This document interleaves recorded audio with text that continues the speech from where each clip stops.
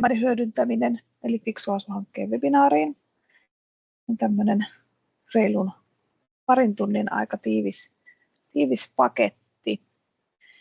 Ihan semmoisia muutamia käytännön asioita teille, eli meitä on nyt aika paljon osallistujia. Mä nyt kysyn ja varmistan, että mun kuvani näkyy ja kuuluu ja tämä esitys näkyy. Mutta pidetään kaikki muut kamerat kiinni, että aina vaan ja ainoastaan esittäjällä kamera auki. Ja samaten mikrofonien osalta niin vain se, joka puhuu, niin pitää mikrofonia auki ja muilla on sitten kiinni, niin ei tule hälyä. Meitä on tänään tosi iso porukka. Ja me tallennetaan tämä tilaisuus. Tallenne on sitten pari viikon ajan katsottavissa ja teille kaikille ilmoittautuneille lähetetään linkki siihen tallenteeseen tämän tilaisuuden jälkeen. Tämän tilaisuuden jälkeen on keskustelulle varattu jonkun verran aikaa, sitä keskustelua ei tallenneta. Eli keskustelu on siinä mielessä niin vapaasti voi uskaltaa esittää kysymyksiä. Me pyritään siihen, että esitysten välillä pystyisi esittämään kysymyksiä kättä nostamalla, sitä virtuaalikättä nostamalla, että saisi pari kysymystä aina esityksen jälkeen. Mutta se chat-kenttä on käytettävissä koko tilaisuuden ajan, eli siellä voi käydä keskustelua, esittää kysymyksiä ja aina esittäjä voi sitten esityksen sen jälkeen vastailla myös siellä chatissa niihin kysymyksiin. Meillä on tänään ohjelmassa aika tiivis paketti. Tässä on ensin hankkeen esittely, sitten mennään happamien sulfaattimaihin ja mustaliuskeisiin GTK:n paikkatietoaineistojen esittelyn kautta. Käydään näytteottoa maastahavainnointia happamilla sulfaattimailla, sulfaattimaiden tunnistamista ja riskinarviointia. Sitten vähän korroosioasiaa happamista sulfaattimaista ja sitten lopuksi happamien sulfaattimaiden hallinta stabiloimalla ja neutraloimalla. Ja tosiaan lopussa on sitten myös vapaalle keskustelulle ja kysymyksille tilaa. Minä olen Mirkka Visuri Suomen ympäristökeskuksessa ja mä olen tämän Fiksu Asu-hankkeen projektipäällikkö ja tosiaan aloitan tilaisuuden esittelemällä tämän meidän tutkimushankkeen. Hankkeessa on 4 toteuttajaa, eli Suomen ympäristökeskus, Åbo Akademi, ammattikorkeakoulu Novia ja Geologian tutkimuskeskus. Tuossa on myös näitä nimiä, henkilöiden nimiä. Meidän hanke on 3-vuotinen ja se on alkanut tuolla 24 vuoden alusta ja kestää tämän vuoden loppuun, eli tämä tilaisuus ei ole vielä hankkeen loppuseminaari, jolloin meillä ei tässä ole vielä hankkeen tuloksia niin kovasti esillä. Hankkeen kokonaisbudjetti on reilu 800 000 euroa ja siitä 80% tulee tuolta Euroopan aluekehitysrahastosta Pohjois-Pohjanmaan elinvoimakeskuksen kautta, eli alueellisesti hanke keskittyy tähän Pohjois-Pohjanmaalle ja jotenkin Oulun ympäristöön. Muita rahoittajia meillä hankkeessa on Fingrid Oy, Väylävirasto ja Kiertokaari Oy. Ja lisäksi meillä on sitten toteuttajien omarahoitukset. Meidän hankkeen tavoitteena on lisätä happamien sulfaattimaiden ympäristö- ja rakenteiden kannalta turvallista hyötykäyttöä ja vähentää niiden sijoittamista läjitysalueille. Tarkoituksena on soveltaa ja kehittää happamien sulfaattimaiden tutkimusmenetelmiä maaperän korroosiohaittojen arviointiin ja maa-aineksen uusiokäytön tutkimukseen. Sitten tavoitteena on kehittää happamien sulfaattimaiden rakennustoiminnassa toimintatapoja, kuten stabilointi ja neutralointi, joilla estetään happamuuden muodostumista maaperässä ja vähennetään rakenteiden korroosiota. Ja tässä stabiloinnissa ja neutraloinnissa hyödynnetään paikallisten teollisuuslaitosten sivutuotejakeita, joiden hyödyntämisen lisääminen on myös hankkeessa yksi tavoite. Fiksu Asu-hanke jakautuu 4 työpakettiin ja mä käyn nyt lyhyesti vielä työpaketeittain läpi tätä meidän hanketta.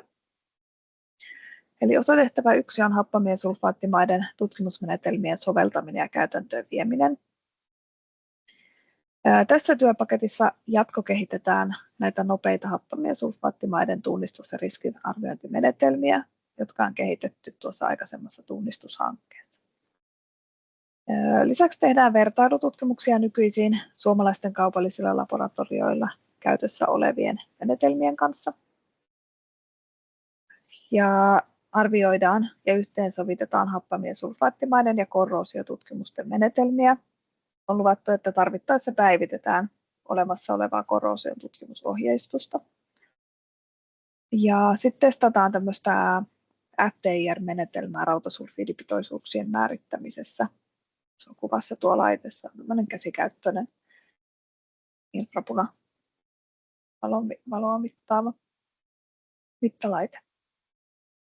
Osatehtävässä 2 sulfaattimaamateriaalien uusiokäyttö- ja kiertotalousmateriaalien hyödyntäminen. Tutkitaan sulfaattimaamateriaalien hyödyntämistä massanvaihtojen ja läjittämisen sijaan. Tässä osatehtävässä kehitetään neutralointi- ja stabilointireseptejä käyttämällä lähialueiden teollisuuden vähähiilisiä sivuvirtoja, kuten tuhkia ja kuonia.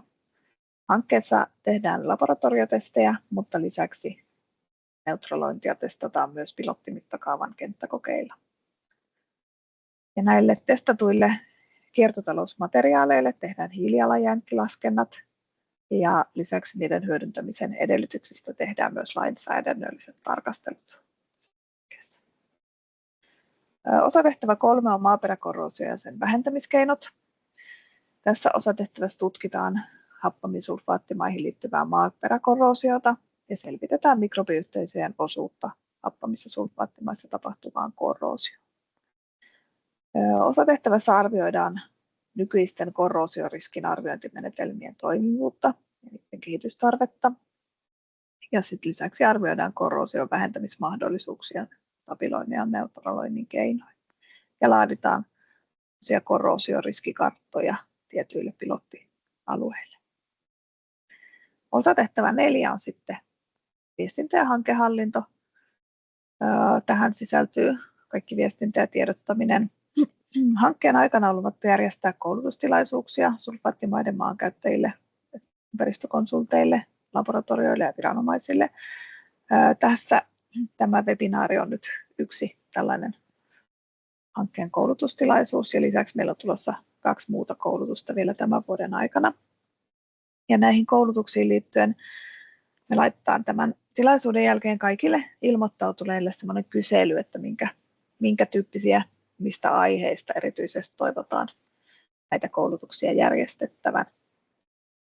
Lisäksi tietenkin hankkeen päätyttyä ilmestyy loppuraportti, jossa kuvataan hankkeen tulokset ja sitten loppuseminaari on tarkoitus järjestää loppuvuodesta, jolloin sitten esitellään tarkemmin kaikki hankkeen tulokset. Tässä oli nyt sitten hankkeen esittely ja jotta päästään näihin itse asiaan, niin tässä välissä mä en jaa nyt puheenvuoroja, vaan voidaan suoraan siirtyä sitten happamiin sulfaattimaihin ja mustaliuskeisiin ja GTK-paikkatietoaineistoihin, joista meille kertoo Jaakko Auri Geologian tutkimuskeskuksesta.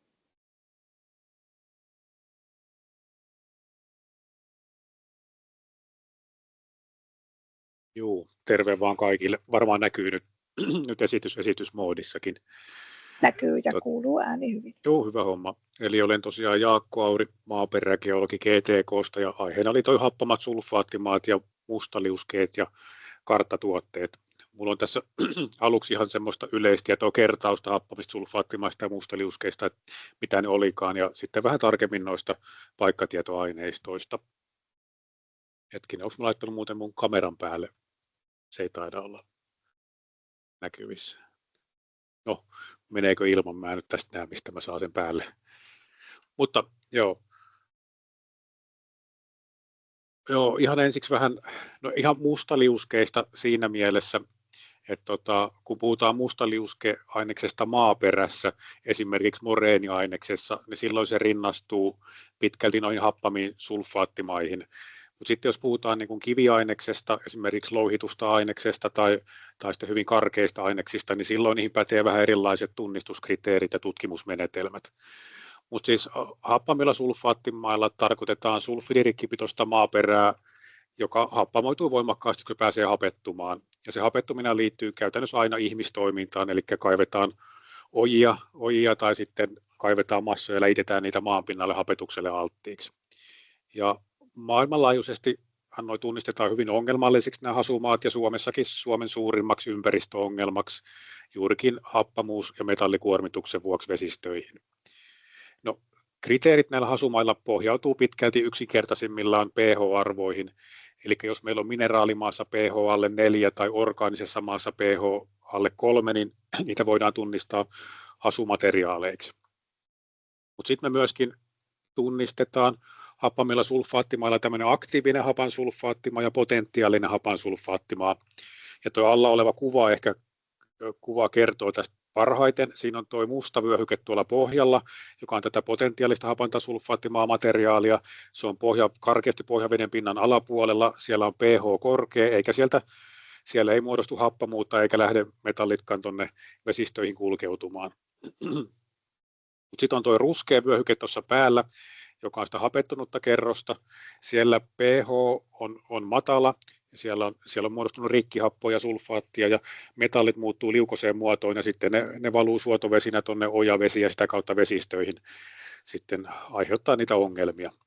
Korroosin suhteen tilanne ei ehkä ole niin yksiselitteinen, mutta jos tuosta kuvasta ajattelee, niin yleisesti tunnistetaan, että se haastavin vyöhyke on tuo ruskean ja mustan rajapinta, missä niitä ongelmia syntyy eniten.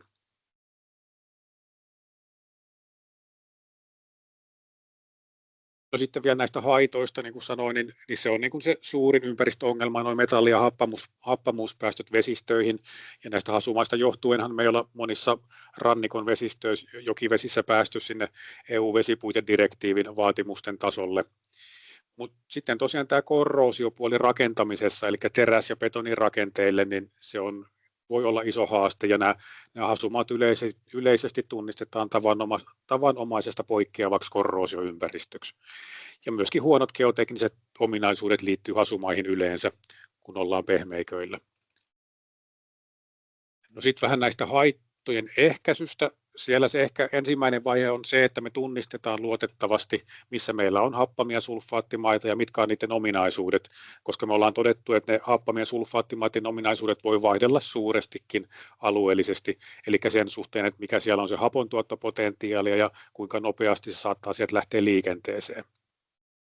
Mutta sitten ehkä oleellisinta, kun niitä lähdetään ehkäisemään ongelmia, niin olisi se, että me ei päästettäisi sitä sulfidirikkipitoista maa-aineesta hapettumaan. Eli sitten tuolla kuivatuspuolella olisi se tärkeää, että me säädellään sitä kuivatussyvyyttä, ojitussyvyyttä, ettei hapeteta sitä maaperää syvemmälle. Ja sitten kaivuiden suhteen, että pyritään minimoimaan niiden hapettumattomien kerroksen kaivuut ja läjitykset. Mutta sitten jos me joudutaan noita massoja kaivamaan ja läjittämään, niin sitten meillä tulee kyseeseen erilaiset stabiloinnit, neutraloinnit ja peittämiset, jolla voidaan sitten kuitenkin kohtuu tehokkaasti ehkäistä se happamoituminen. Ja sillä voidaan sitten yleensä niin kuin edistää sitä jatkohyödyntämistä niiden massojen käytön suhteen ja välttää sitä, että niitä viedään tuonne maankaatopaikoille turhan päiten. No sitten tietysti vaihtoehtona on vielä se, että me annetaan sen maaperän tai massojen aika vapaasti hapettua ja happamoitua ja pyritään käsittelemään ne suotovedet, jotka sieltä tulee kalkitsemalla, mutta se on todettu aika huonoksi vaihtoehdoksi eikä toimivaksi varsinkaan pitkällä aikavälillä. No sitten vähän siitä, missä meillä on happamia sulfaattimaita ja mustaliuskeita Suomessa, niin GTK:n hasu-yleiskartan perusteella tehdyn arvion mukaan meillä olisi Suomessa noin 10 000 neliökilometriä hasumaita, alkaen niitä on eniten tuolla Lapista Pohjanmaan maakuntien kautta Etelä-Suomeen, mutta Etelä-Suomessakin täällä niitä on ihan huomattava määrä. Sitten tuossa kartalla näkyy ehkä vähän huonosti tuollaisina vihreinä viivoina noin mustaliuskevyöhyke-esiintymät, tulkitut sellaiset, ja sieltä näkyy, että nämä liittyy pitkälti tämmöisiin liuskevyöhykkeisiin, mutta sitten meillä on aika laajoja alueita, missä niitä ei ole oikeastaan ollenkaan, ja Etelä-Suomikin aika hyvin niiltä on välttynyt.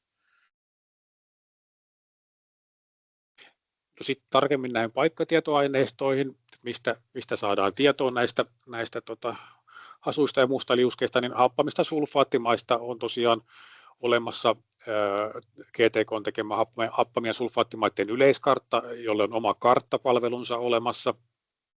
Ja se on myös käytettävissä eri rajapintapalveluiden kautta ja ladattavissa omalle koneelle tuolta hakkupalvelusta. Sitten on myöskin tämmöinen Pohjatutkimukset karttapalvelu, jossa on tietoa korroosio- sulfiditutkimuksista, mitkä on lähinnä kaupunkien teettämiä tutkimuksia liittyen rakentamiseen. Näistä on vähän tarkempaa tietoa seuraavissa kalvoissa vielä. Sitten on tuo mustaliuske, siitä on julkaistu tämmöinen valtakunnallinen mustaliusketietokanta. Se perustuu pitkälti lentogeofysikaalisten aineistojen tulkintoihin, mutta myöskin sitten kallioperäkairauksiin ja paljastumahavaintoihin.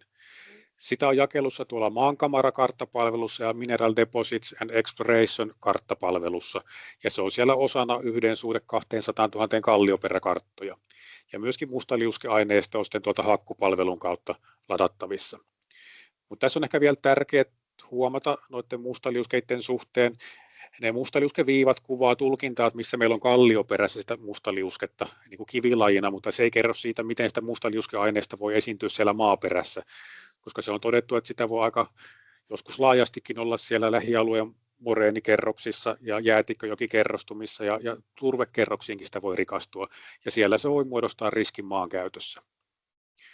Ja sitten on hyvä huomioida vielä näistä aineistoista, että nämä on tämmöistä yleismittakaavaista kartta-aineistoa, eli ne ei sovellu sinne tarkkaan kiinteistökohtaisen tarkasteluun. Pois lukien sitten kuitenkin tietysti nuo pistemäiset datat, jotka on tarkkaan sinne pisteeseen sidottua tietoa.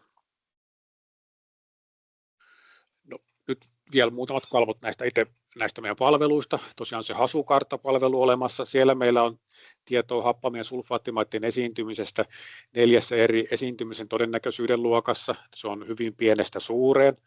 Ja sitten siellä on jaossa meidän pistemäinen havaintoaineisto, jotka on 2 kategoriassa.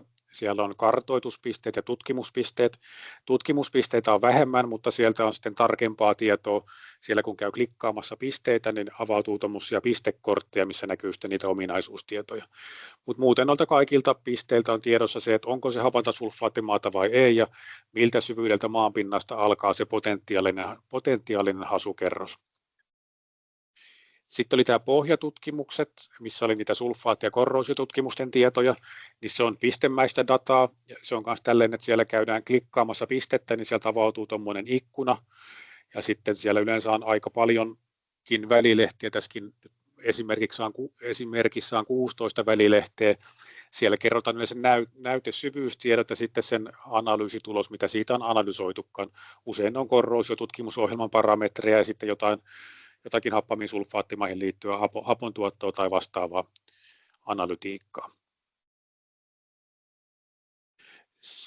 Sitten on tämä mustaliuskekarttapalvelu, toinen niistä. Siellä tosiaan kuvataan viivoina näiden vyöhykkeiden tulkittu esiintyminen ja viivojen väri kertoo sen, että mihin se perustuu se tulkinta. Ja tosiaan osa perustuu osittain myös näihin kairaustietoihin, ja sitten kun niitä kairaustietoja on, niin ne näkyy pisteinä kartalla myöskin, ja niitä voi käydä klikkaamassa, ja sieltä avautuu kairausraportteja, jos on sitten tarkempia tietoja näyteanalyyseistä ynnä muuta. Ja tässä voi samalla mainostaa muutenkin tätä karttapalvelua, että täällä on tosi paljon muutakin tätä tulkintaa tukevaa aineistoa, täällä on erilaisia kaikki paljastumahavainnot ja todella paljon muutakin kallioperäkairausdataa, jota voi hyödyntää sitten riskinarvioinneissa. Sitten vielä mustaliuskeista halusin tuoda semmoisen esille, että vaikka me esitetään meidän aineisto tällä hetkellä noina tuommoisina viivoina siellä on niin kuin yleistys, että se on aikanaan tulkittu, että se on hyvä esitystapa tämmöinen viiva, mutta todellisuudessahan vaikka ne onkin mustaliuskeet siellä kallioperässä semmoisia vyöhykkeitä, mutta ne voi olla muodoltaan jotakin ihan muuta kuin tuommoinen kapea viiva, mikä siellä on, ja se sijaintikin saattaa poiketa aika paljon siitä. Ja sitten jos sattuu olemaan osaamista, tietämystä näistä lentogeofysiikan aineistoista, niin sitä tulkintaa voi pystyä tarkentamaan aika paljonkin näiden aineistojen perusteella. Saatika sitten, jos sitten on tarvetta, niin erilaisia maastogeofysiikan menetelmiä vielä, millä pystyy vielä tarkemmin arvioimaan sitten sitä oikeaa mustaliuskevyöhykkeen esiintymistä ja muotoa siellä. Tässä oli mun esitys, kiitos, ja jos ehditäänkö kysymyksiä ottamaan nyt jonkun verran, jos on tullut jotain. Kiitos Jaakko, kyllä nyt on ihan hyviä aikaa kysymyksille, eli meillä ei näy käsiä pystyssä, mutta jos joku haluaa jotain kysyä. Siellä on Veli-Matilla on kysymys. Joo, Vuotisen Veli-Matti Väylävirastosta ihan semmoinen huomio tai kommentti, että kannustetaan, tai Väylävirasto kannustaa, että meidän hankkeessa noita korrosiotutkimuksia tehdään, niin vietäisiin ne myös ne ei-tekla-formaatissa olevat tiedot tuonne GTK:n tietokantaan, että valitettavasti näin ei aina toimita, että paljon enemmän tehdään korrosiotutkimuksia, mitä tuolta rekisteristä löytyy, että pidetään huoli, että viedään dataa tuonne rekisteriin. Joo, se on tosi hieno homma, jos niitä saadaan enemmän. Että tosiaan, jos sitä käy nyt tuolla katsomassa, niin se on hyvinkin suppea määrä vielä, mitä sitä aineistoa tuolla on. Et toki ei kai niitä nyt ihan valtavaa määrää nyt ole olemassakaan niitä, mutta hienoa, jos saataisiin lisää niitä sinne. Niin se kuitenkin voi auttaa sitten, kun tulkitaan niitä lähialueiden korroosioriskiä, niin saa niin kuin viitteen siitä jo jostain tehdystä tutkimuksesta. Niin. Joo, sitten tuonne chattiin tuli kysymys myös, että mustaliuskeoppaassa todetaan, että moreenimaa-alueella viivoille voidaan asettaa noin 100 metrin vyöhyke, jossa mustaliuskeaineesta voi esiintyä. Pystyykö karkeustelemaan vyöhykettä, jota kauempana mustaliusketta ei ainakaan esiinny? Esimerkiksi 500 metriä viivasta tai... Oikein. Tähän? Joo.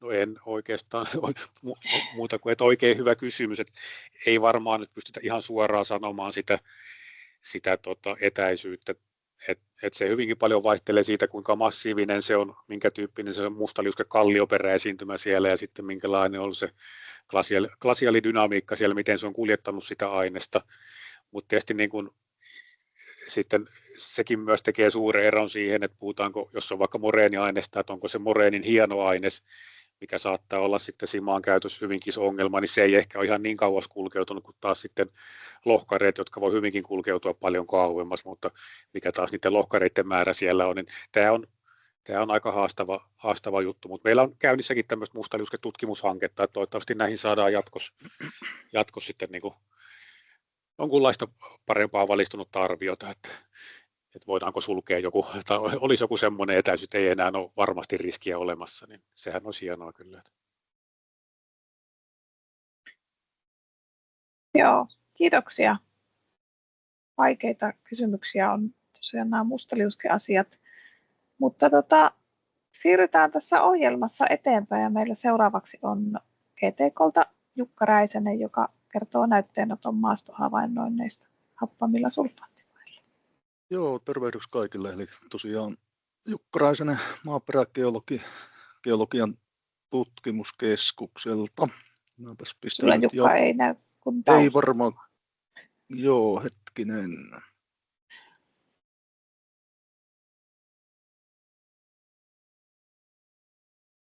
Nyt varmaan alkoi näkymään. Joo, nyt näkyy esitystilassa ja ääni kuuluu.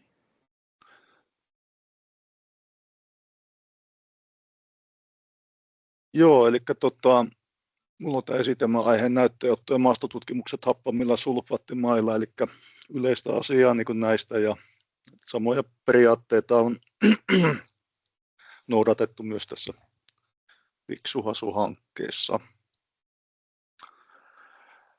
Ja näistä näytteenottopaikoista sen verran, että valinnan ja sijoitteluapuna niin kannattaa hyödyntää näitä Jaakon äsken esittelemiä GTK-aineistoja. Sitten yksi pointti on myöskin näillä mustaliuskealueilla, että toi jäätikön liikesuunta on aika tärkeä, eli on selvyys, että mihin suuntaan sulfaattipitoinen moreeniaines on kulkeutunut näitä kartoitan havaitulta mustaliuskevyöhykkeiltä, ja näitä suuntia löytyy esimerkiksi GTK-maankamarapalvelusta kohdasta uurteet. Mutta näytteenottopaikkojen sijoittelu se on aina tapauskohtaista, ja tarkempia ohjeita löytyy esimerkiksi happamia- ja sulfaattimaiden kansallisesta oppaasta rakennushankkeisiin. Sitten lähdetään näytteenottoon, eli ennen näytteenottoa niin kannattaa huomioida tosiaan työturvallisuusasiat, eli omia riskejä näihinkin liittyy, eli riittävät suojavarusteet, kuulosuojaimet, huomiovaatteet, ensiapuvälineet, tämmöiset on ennakkoon hankittu. Ja yleiskäsitys kaadettavasta maaperästä on hyvä olla, eli se vaikuttaa esimerkiksi näytteenottoon kuluvaan aikaan tai sen hahmottamiseen ja myöskin käytettävään kalustoon. Ja maanomistajan luvat on oltava selvät, ettei tule ongelmia sitten jälkikäteen. Maanalaisten rakenteiden, kuten kaapelit ja salaojat, niiden sijainnit oltava ennakkoon selvät. Sitten tämmöinen tärkeä juttu tuolla peltoalueella varsinkin, että huolehditaan kumikenkien näytteenottamien desinfioinnit. Eli esimerkiksi perunarutto siirtyy aika tehokkaasti pellolta toiselle.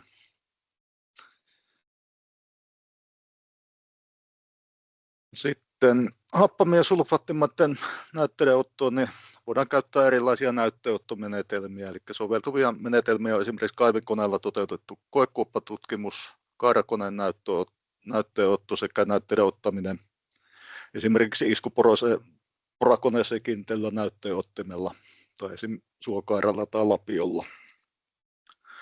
Koekuoppa on hyvä menetelmä, jos haluttu näytteenottosyvyys on enintään 3-4 metriä, ja näytteenotto ei ulotu pohjaveden pinnan alapuolelle. Eli tässä on etuna tuo, että saadaan tosi paljon isoja näytteitä. Eli tätä aika paljon hyödynnettiin tässä Fiksu Hasu-hankkeessa, koska tarvittiin suuria määriä näytteitä. Kairakoneella toteutettu näytteenotto, vaikkapa putkinäytteenottimella tai kierrekaarella, niin soveltuu erityisesti niin syvään näytteenottoon, ja samaten näytteitä voidaan ottaa sitten pohjaveden pinnan alapuolella. Ja nämä käsikäyttöiset näytteenottimet, ne on meillä ollut aika suuressa roolissa GTK:lla, eli kun tehtiin näitä kartoituksia ja muitakin töitä, niin ne soveltuu silloin näytteenottoon, kun tutkittava maa-aines on kohtalaisen pehmeä ja helposti läpäistävää. Mutta niin kuin joku kivinen moreeni, niin silloin se on aika vaikea sillä on päästä syvemmälle. GTK:lla on käytössä tämmöinen vilvaukkeen iskevä akkupora-laitteisto näytteenottaminen sekä turvekaara ja joskus lapio myöskin. Että tuossa on vähän näissä alapuolen kuvissa on esitelty tuota kalustoa.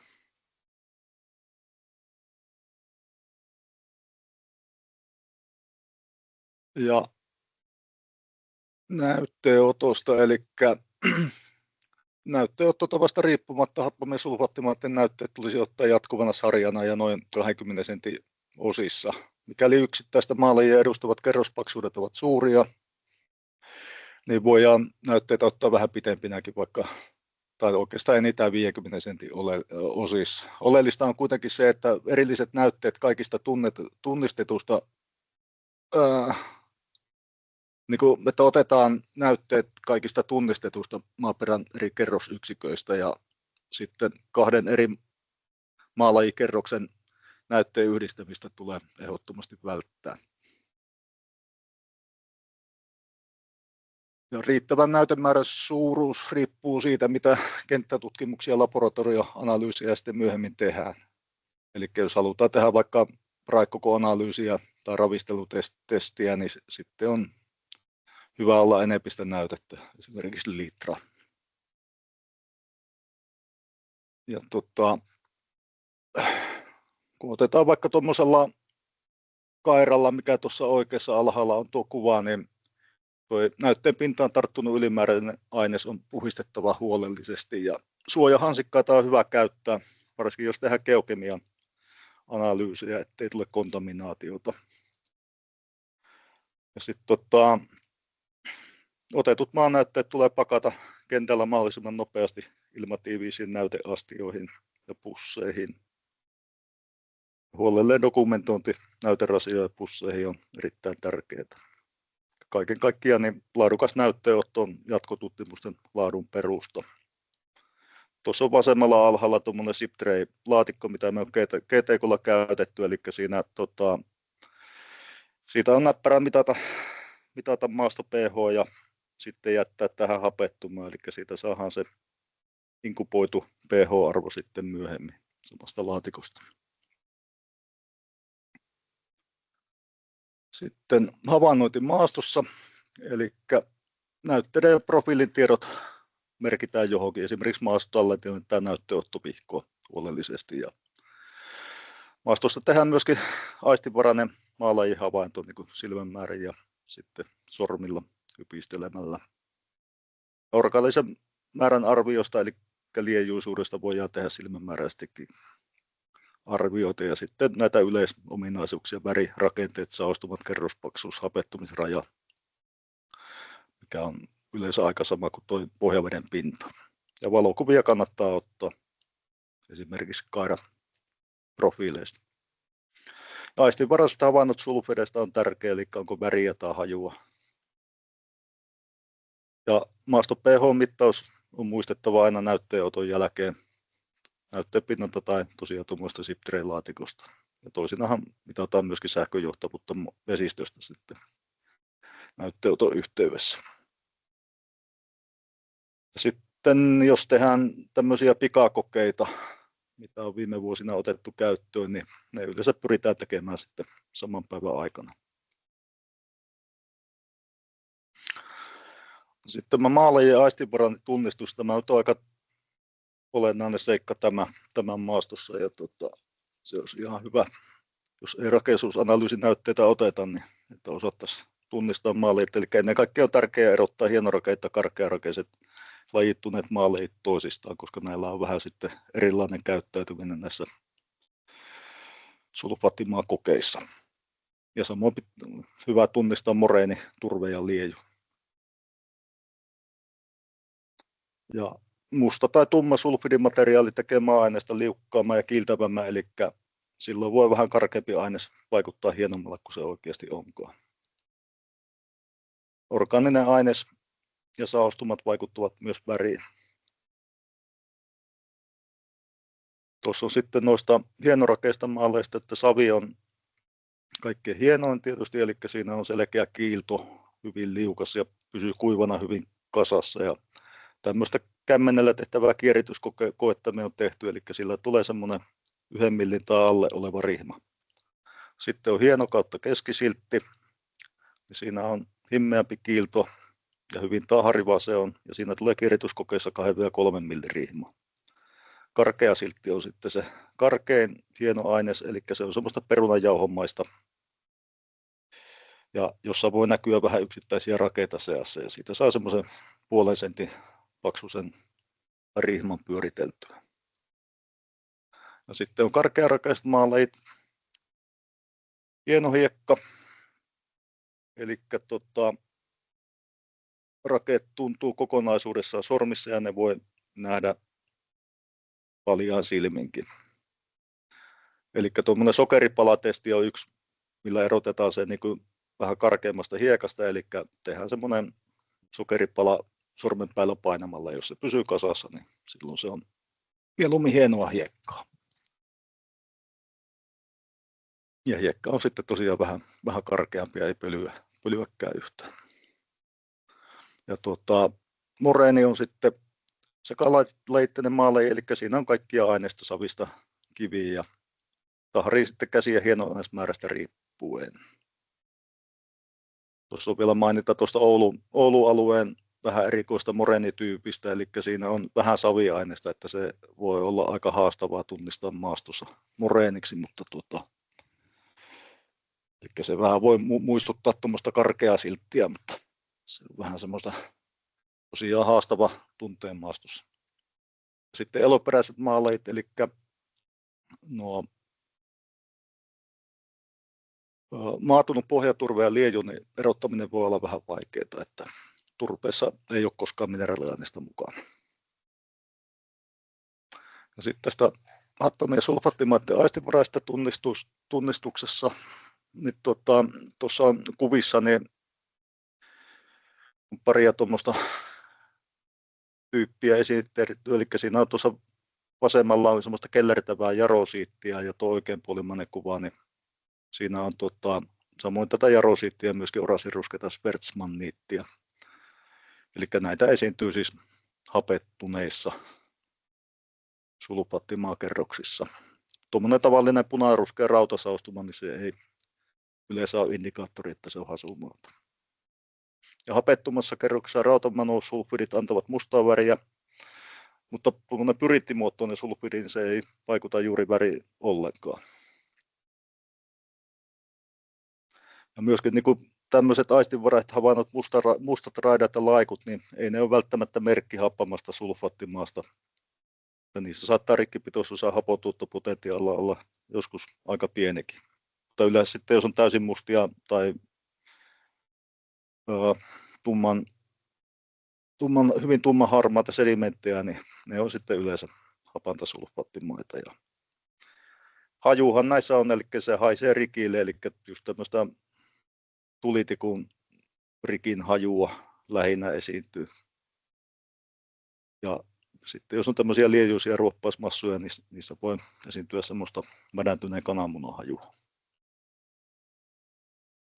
Ja tässä on lopuksi sitten noita kairaprofiileja, että minkä näköisiä nämä on. Eli tuossa vasemmalla ylhäällä niin se on hapettunutta hiekkaa ja vaihdettuu sitten sulfidipitoiseksi pelkistyneeksi hiekaksi, eli selvä raja tuossa näkyvillä. Sitten alempi kuva on sulfidisilttiä, tuommoista aika homogeenista. Siinä on sulfidi pääasiassa monosulfidin muodossa, eli siinä on sitä mustaa sävyä sitten hyvinkin selkeästi. Alempana on myöskin tämä keskimmäinen kuva, niin siinä on sulfidisilttiä, jossa on pari sulfidi pääasiassa pyrittimuodossa, eli siinä ei sitten, sitä ei äkkikatsomalta hasumaaksi uskossa, eli paljastuu sitten hapettumisen yhteydessä tai labratesteissä, että aina ei ole silmiin luottamista, tuolla tunnistetaan hasuja. Toiseksi alikuva, niin siinä on sulfidisiltti, tuommoinen homogeeninen, ja se vaihtuu sitten lähes rikittömäksi glasiaalisaveksi aika jyrkästi. Glasiaalisavessa niin siinä on tuommoista punertavaa sävyä aika usein, ja se ei tosiaan yleensä ole hasumaata. Sitten on raidallinen siltti, eli sitä on usein niin sanotun Ankylusjärvivaiheen sedimenteissä, ja se on vähän semmoinen, että toisinaan on hasumaata ja toisinaan ei, että siinä voi rikihajua olla ja noita mustia raitoja, mutta ei välttämättä tipu inkubaatiossa pH kovin alhaiseksi. Ja oikein puolen kuvan, niin tuossa on tuommoinen perinteinen hasumaprofiili. Eli siinä on hapettunutta hasumaata tuossa ylempänä ja sitten tuolla alimpana on sitten tätä lähes mustaa sitten pelkistyneessä muodossa olevaa hasumaata. Joo, tässä oli tämä minun esitelmä. Kiitoksia. Kiitos Jukka. Olisiko Jukalle kysymyksiä tästä näytteenotosta ja maastohavainnoinnista?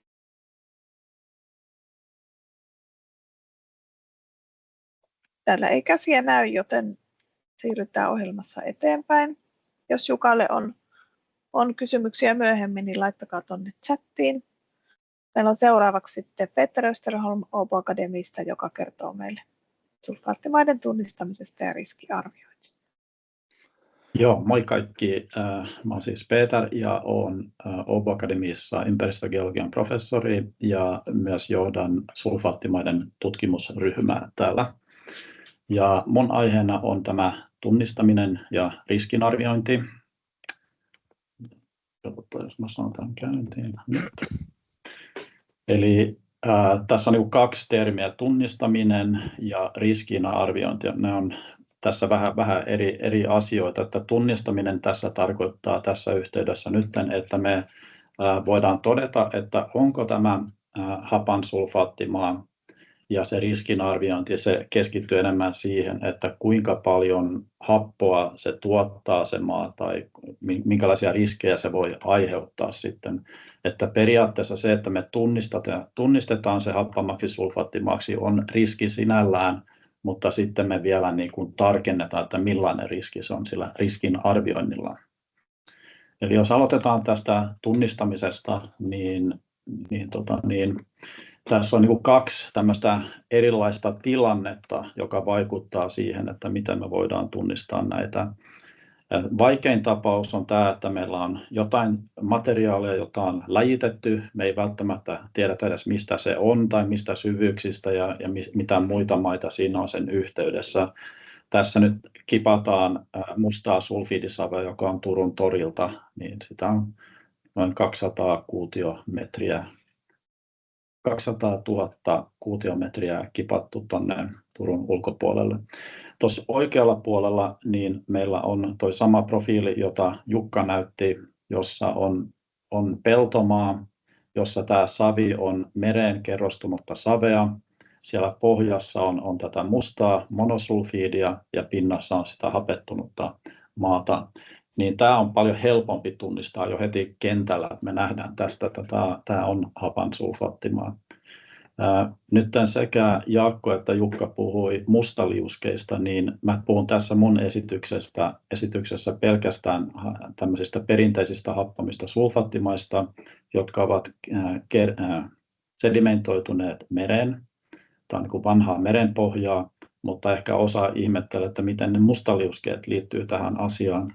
Niin voidaan sanoa, että ne mustaliuskeet, ne on käytännössä semmoisia 1,8 miljardia vuotta vanhoja sulfidisavia, jotka on kivettynyt ja jotka on glasiaalijäätikön kautta, ne on sieltä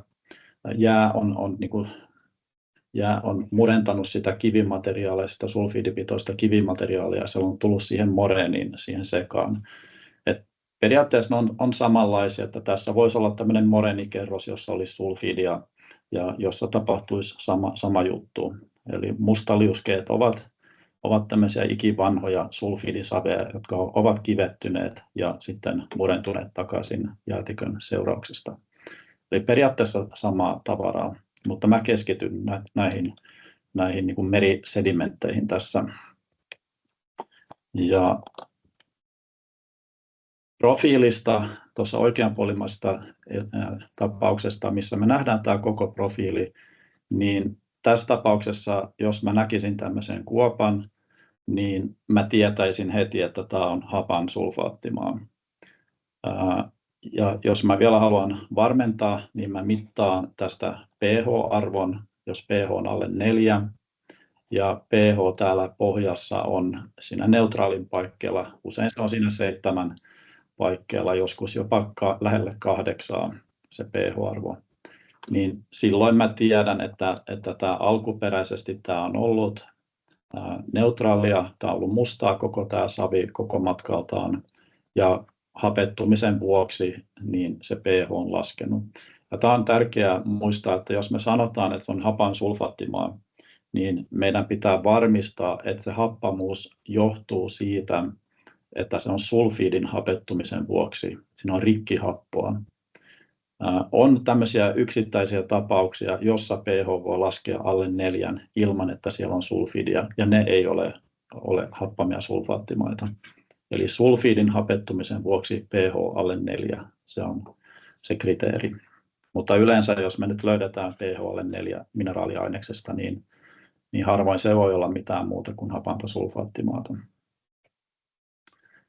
Ja sitten meillä on myös hapettumissyvyys, joka on riskinarviossa, puhutaan siitä enemmän, mutta se on tosi tärkeä muuttua, että kuinka syvälle tämä hapettuminen on tapahtunut. Tässä tapauksessa on 1,80 m. Jos me lasketaan pohjaveden pintaa, niin täältä vapautuu uutta happamuutta, ja se on tietenkin asia, jota me ei missään nimessä haluta siellä, vaan halutaan ennaltaehkäistä sitä. Mutta pH-mittauksen avulla tämmöistä profiilista tosiaan saadaan nopeasti selville, että onko se hapansulfaattimaa tai ei, ja me saadaan tämä hapettumissyvyys siitä, missä pH nousee noin pH 7 yläpuolelle. Eli tämä on se, mitä me suojataan tulevaisuudessa. Et jos me lasketaan pohjaveden pintaa 10 senttiä tässä, niin se vastaa noin 1000 vuotta happamia sateita. Että se on erittäin tärkeää, ettei lisätä hapettumissyvyyttä. Ja sitten tosiaan silmämääräinen tunnistus, mistä Jukkakin puhui. Me nähdään, että se on mustaa siellä pohjassa, harmaata tuossa pinnassa, plus että siellä on tässä tapauksessa schwertmaniittia. Se on tämmöinen rautasulfaattiyhdiste, jossa myös on happamuutta. Ja sitten jos sieltä löytyy tämmöistä keltaisen väristä, tässä nyt on lapion keltainen väri, niin se on aika lailla jarosiitin värinen toi kahva tuossa, niin se on tosi varma merkki, että jos siellä on jarosiitti ja semmoinen post-it-lappu, siis on tämä keltainen väri, niin se on selkeä merkki, että tämä on hapanta ja hapan sulfaattimaa. Mutta se ei ole niin kauhean tavallinen Suomessa, että tuo schwertmaniitti on paljon tavallisempi.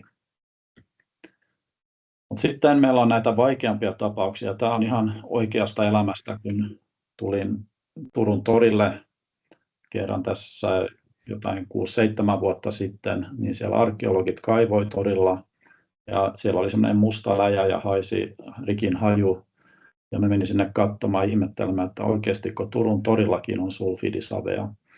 Ja mä otin tuosta näytteitä, tuon pH-arvo oli jotain 6 suurin piirtein, niin mä en voinut olla varma, että oliko tämä hapanta sulfaattimaata, vaan tarvitaan vähän syvempiä näytteitä, että nähdään se alkuperäinen näyte. Tarvii myös tehdä vähän tarkempia analyysejä tuosta maa-aineksesta, että onko tämä oikeasti sulfidisavea. Nämä on näitä vaikeita tapauksia, kun me ei nähdä sitä suoraan.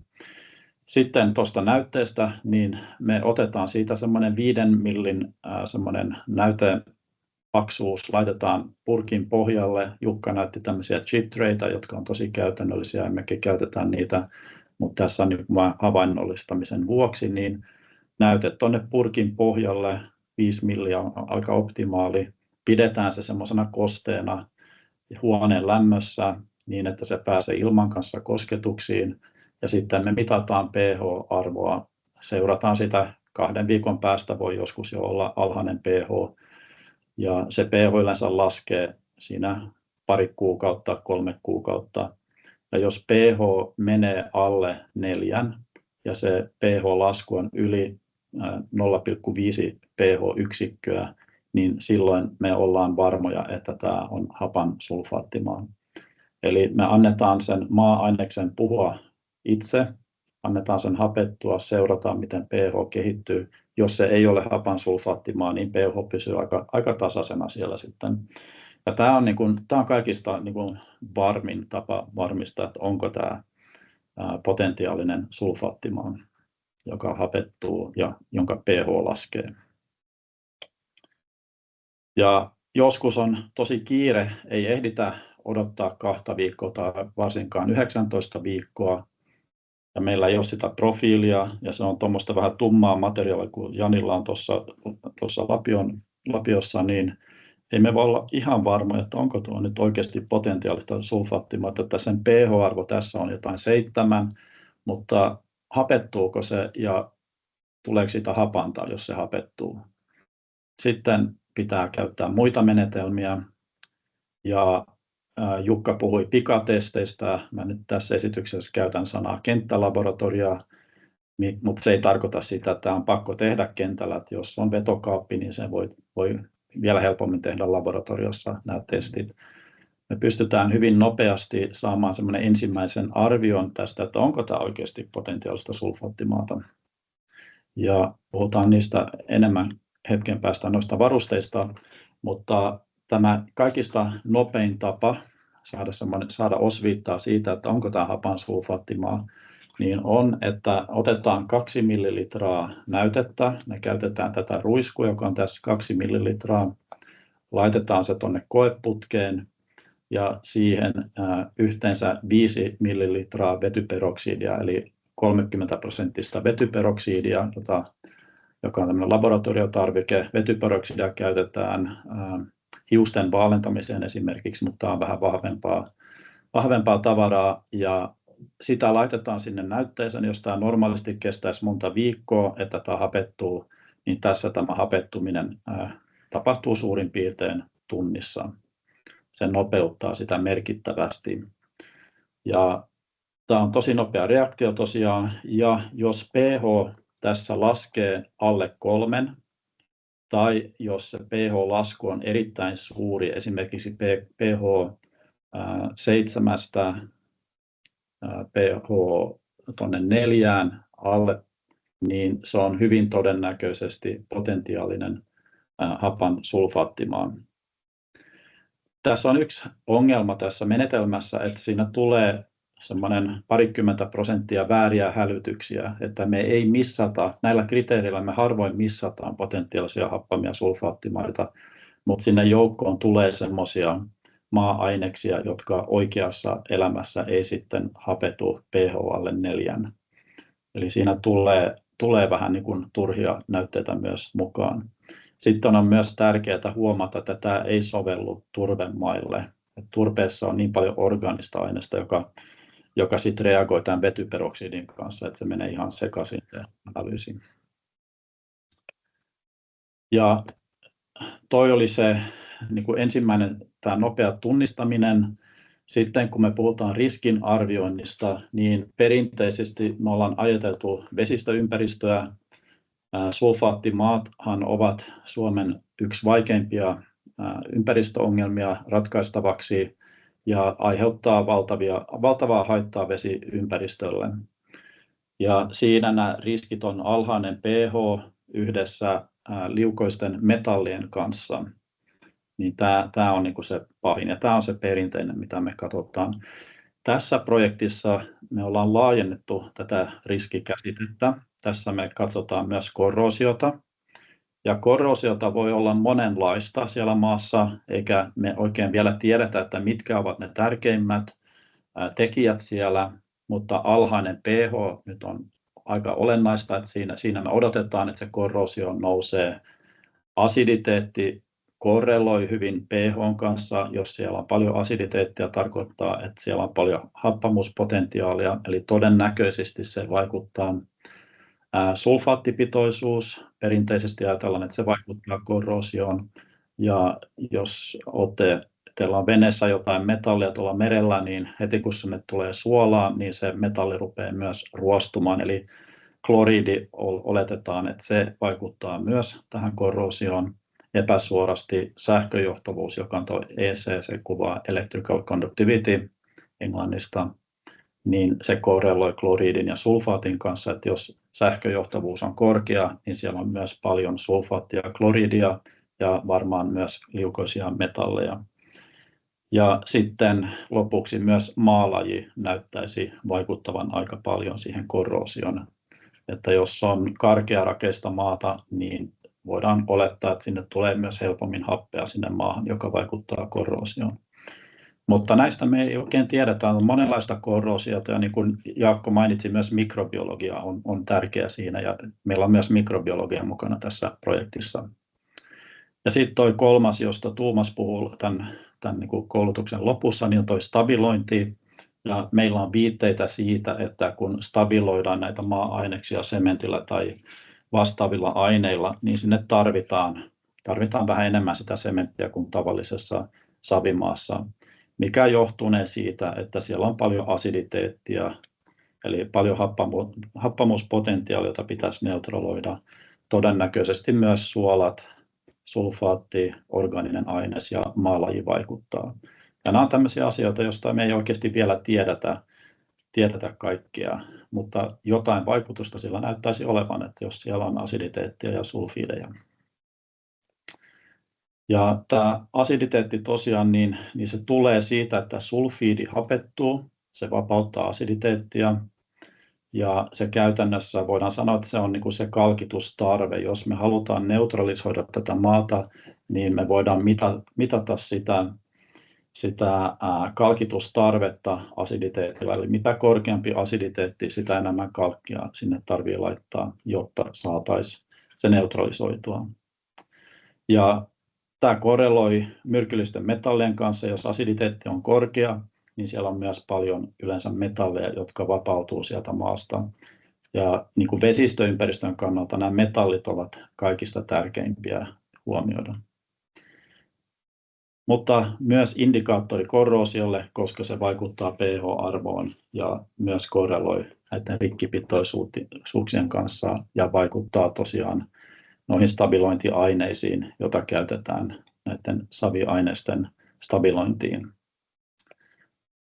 Jos ihan helposti halutaan arvioida, mikä asiditeetti siellä on, niin me pystytään tekemään se melko Suomen maaperässä, ei välttämättä joka maassa toimi näin hyvin, mutta Suomessa se toimii yleensä hyvin, että meillä on rikkipitoisuus sieltä maasta, ja se rikki korreloi suoraan ton asiditeetin kanssa tai kalkitustarpeen kanssa. Ja yleensä kokonaisrikki toimii oikein hyvin meidän maaperästä täällä Suomessa, mutta joskus tarvitaan myös vähän tämmöisiä tarkempia rikkianalyysejä, että me oikeasti nähdään, että se on sitä sulfiidirikkiä, mikä oikeasti tuottaa sitä happoa, koska maaperässä voi olla myös semmoista rikkiä, joka ei tuota happoa. Esimerkiksi turvemaissa tämmöistä rikkiä, orgaanista rikkiä on paljon. Mutta mineraaliaineksessa niin lähes aina se kokonaisrikki korreloi hapon tuottokyvyn kanssa. Sitten meillä on tämmöinen niin sanottu NAG-testi, tulee englannin kielen Net Acidity Generation, eli nettohapon tuotto. Ja tässä käytetään taas sitä vetyperoksidia, mitä mä näytin tuossa äsken, ja siitä tulee se niin sanottu totaalinen potentiaalinen asiditeetti, eli TPA. Ja tämä ei nyt taas sovellu orgaaniselle ainekselle tai turpeelle, että se täytyy muistaa, mutta melko hyvin kaikille mineraaliaineksille, mitä me ollaan testattu Suomessa. Ja käytännössä se samalla tavalla laitetaan se 5 ml vetyperoksidia ja 2 ml maa-ainesta. Sitten sekoitetaan sitä, annetaan pH laskea ja sitten me titrataan tämä näyte natriumhydroksidiliuoksella. pH-arvo on 6,5, eli se pH laskee sinne johonkin 3 yleensä sulfaattimaassa ja sitten titrataan natriumhydroksidilla 5 ja katsotaan paljonko natriumhydroksidia sinne tarvitaan, jotta saadaan se nostettua se pH. Ja tähän tämmöinen tärkeä tiedote, jota me myös halutaan tuoda esille tässä projektissa, että Suomessa on aika paljon käytetty tämmöistä kaivosympäristöön sovellettua NAG-testiä, ja siinä tämä näyte myös keitetään siinä vetyperoksidiliuoksessa, mutta tämä ei sovellu näille maa-aineksille, että siinä on se riski, että me keitetään se näyte, niin se mineraalit siellä rapautuu ja ne puskuroi sitä happamutta, ja me missataan tämmöisiä potentiaalisia happamia sulfaattimaita. Näitä on käytetty tosi paljon Suomessa, näitä kaivosympäristöön kehiteltyjä menetelmiä, mutta siitä me toivotaan, että päästäisiin pois, että ne ei ole ihan niin kuin soveltuvia tähän käyttöön. Eli tässä meillä on tämmöinen näyte, jossa meillä on vetyperoksidilla hapetettu maa-aines, sitten meillä on siellä liuos ja natriumhydroksidia sinne titrataan. Ja tämä nyt ei ole täydellinen tämäkään menetelmä, mutta yleensä tämä antaa tosi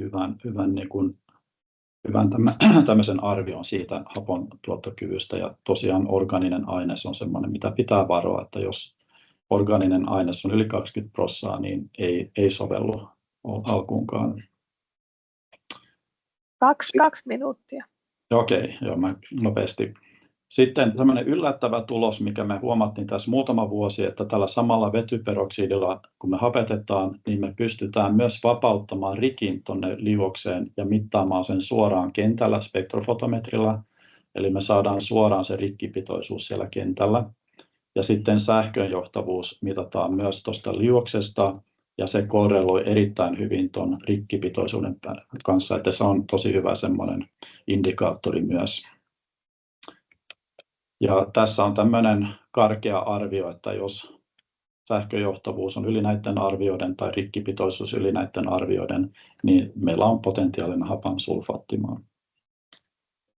Ja me käytetään labrassa tai kentällä, käytetään tämmöistä ruiskua, otetaan 2 ml näytettä, niin me saadaan se tarkka tilavuus sinne, jotta me tiedetään paljonko meillä on sitä näytettä, ja sen avulla sitten saadaan niin kuin tämmöinen tärkeä osa tätä labratyötä, että tosiaan meillä on kentällä, meillä on tämä ruisku, jolla otetaan näyte, meillä on pH-mittari, sähköjohtavuusmittari, meillä on muutama purkki mukana, vähän reagensseja, Ja sitten meillä on spektrofotometri myös mukana, jolla me mitataan sulfaattipitoisuus siitä ainesuspensiosta ja myös titrataan se asiditeetti siellä kentällä. Me ollaan käytetty opiskelijoita tässä koekaniineina ja aika paljon näistä menetelmistä on tässä tunnistusraportissa ja tässä projektissa niin me keskitytään nyt enemmän, miten nämä tulokset vaikuttaa korroosioon ja stabilointiin ja me lisätään sinne esimerkiksi kloridi sinne meidän analyyseihin ja katsotaan, miten se vaikuttaa ja verrataan näihin tuloksiin, joita Jani tulee tässä esittämään mun jälkeen. Eli kiitos. Kiitos Peter.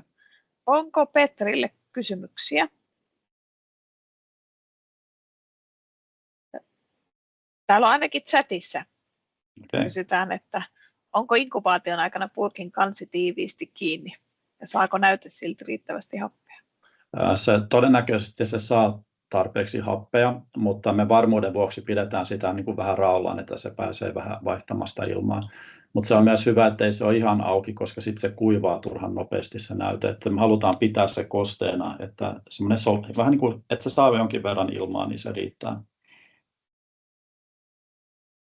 Joo. Tuolla on pari muutakin kysymystä chatissa, että sä voit, Peter, vaikka siellä vastailla niihin. Mutta jatketaan me ohjelmassa eteenpäin. Meillä olisi seuraavaksi Jan-Erik Eriksson Pop Academista, joka puhuu korroosiosta happamilla sulfaattimailla. Joo, kuuluuko? Kuuluu. Kuuluu, okei. Moikka, mä pidän vähän aikaa tämän kameran tässä päällä, sitten mä otan sen pois, koska mä tungen nenäni tuohon ruutuun, niin te ette halua niin lähikuvaa musta. Saan tuolta vielä tuon.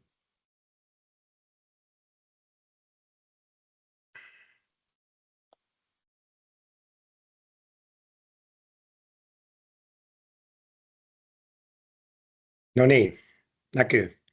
Näkyy. Joo, eli Jani Eriksson OAN epäorganiselta kemialta ja mä käyn vähän läpi näitä meidän korroosiotutkimuksia tässä projektissa. Niin kuin näette nimistä, niin tämä korroosio-osuus on sellainen, että tässä on oikeastaan kaikki toteuttajat ollut mukana, niin kunnia kaikille. Aika nopeasti, kun projekti alkoi, niin huomattiin, että tämä on aika tärkeä asia, että tapahtui tällainen aika inhottava tapaus Eurajoella, kun 2 tuollaista järeitä voimalinjapylvästä kaatui ja tutkimuksissa kävi ilmi, että se oli nimenomaan korroosio tuolla haruksien ankkureissa, joka tämän aiheutti. Eli kyllä tämä on tärkeä asia, tämä korroosio näissä myös. Meillä tulikin tuossa jo parissa esityksessä, että tavoitteet oli korroosion osalta lähinnä se, että yritetään kehittää jonkinnäköinen hyvä menetelmä suhteellisen nopeeseen tapa tutkia suhteellisen nopeasti sulfaattimaiden korroosiokäyttäytymistä sekä rauta- että betonirakenteissa. Ja samalla siinä sitten on tarkoitus näitä nykyisiä arviointimenetelmiä vähän tarkastella nimenomaan tämän hasun kannalta ja katsoa, että löytyykö sieltä jotain mahdollisesti tarkentamisen paraa. Nämä meidän korrosiotutkimukset tehdään kaikki sekä laboratorio- että kenttäolosuhteissa ja niin kuin Peter tuossa mainitsi, niin nyt on tarkoitus sekä kemiallinen että mikrobikorroosio ottaa huomioon. No, näitä arviointimenetelmiä, mitä on jo olemassa, niin tässä on tämä Väyläviraston ohje, jolla siis määritetään, että onko olosuhteet tavanomaiset vai onko ne jotenkin poikkeavat, jolloin voidaan odottaa sitä korroosiota rankemmin sieltä. Ja Näitä poikkeavia olosuhteita sitten aiheuttaa esimerkiksi löyhät täytöt, jolloin sitten suolat pääsee, esimerkiksi meriveden suolat pääsee rikastumaan sinne väleihin. Kaikki pilaantuneet maapohjat luokittelee sen heti poikkeavaksi. Jos alueella on ollut tai on toistuvaa suolausta, sama juttu. Runsas orgaaninen materiaali aiheuttaa myös. Ja sitten on nämä erillisen korroosiotutkimusten perusteella, jos alue todetaan poikkeavaksi. Mutta sitten tässä on tosiaan myös, että kaikki happamat sulfaattimaat lasketaan suoraan poikkeavaksi. No tuossa korroosiotutkimusohjelmassa mitataan muun muassa näitä arvoja, eli maalaji määritetään, mitataan sähköjohtavuus ja tuo humuspitoisuus, mikä tuossa jo oli. Sen lisäksi alhaiset pH, korkeat pH pomppaa heti poikkeavaan. Ja sitten määrätty taso sulfaatille ja kloridille.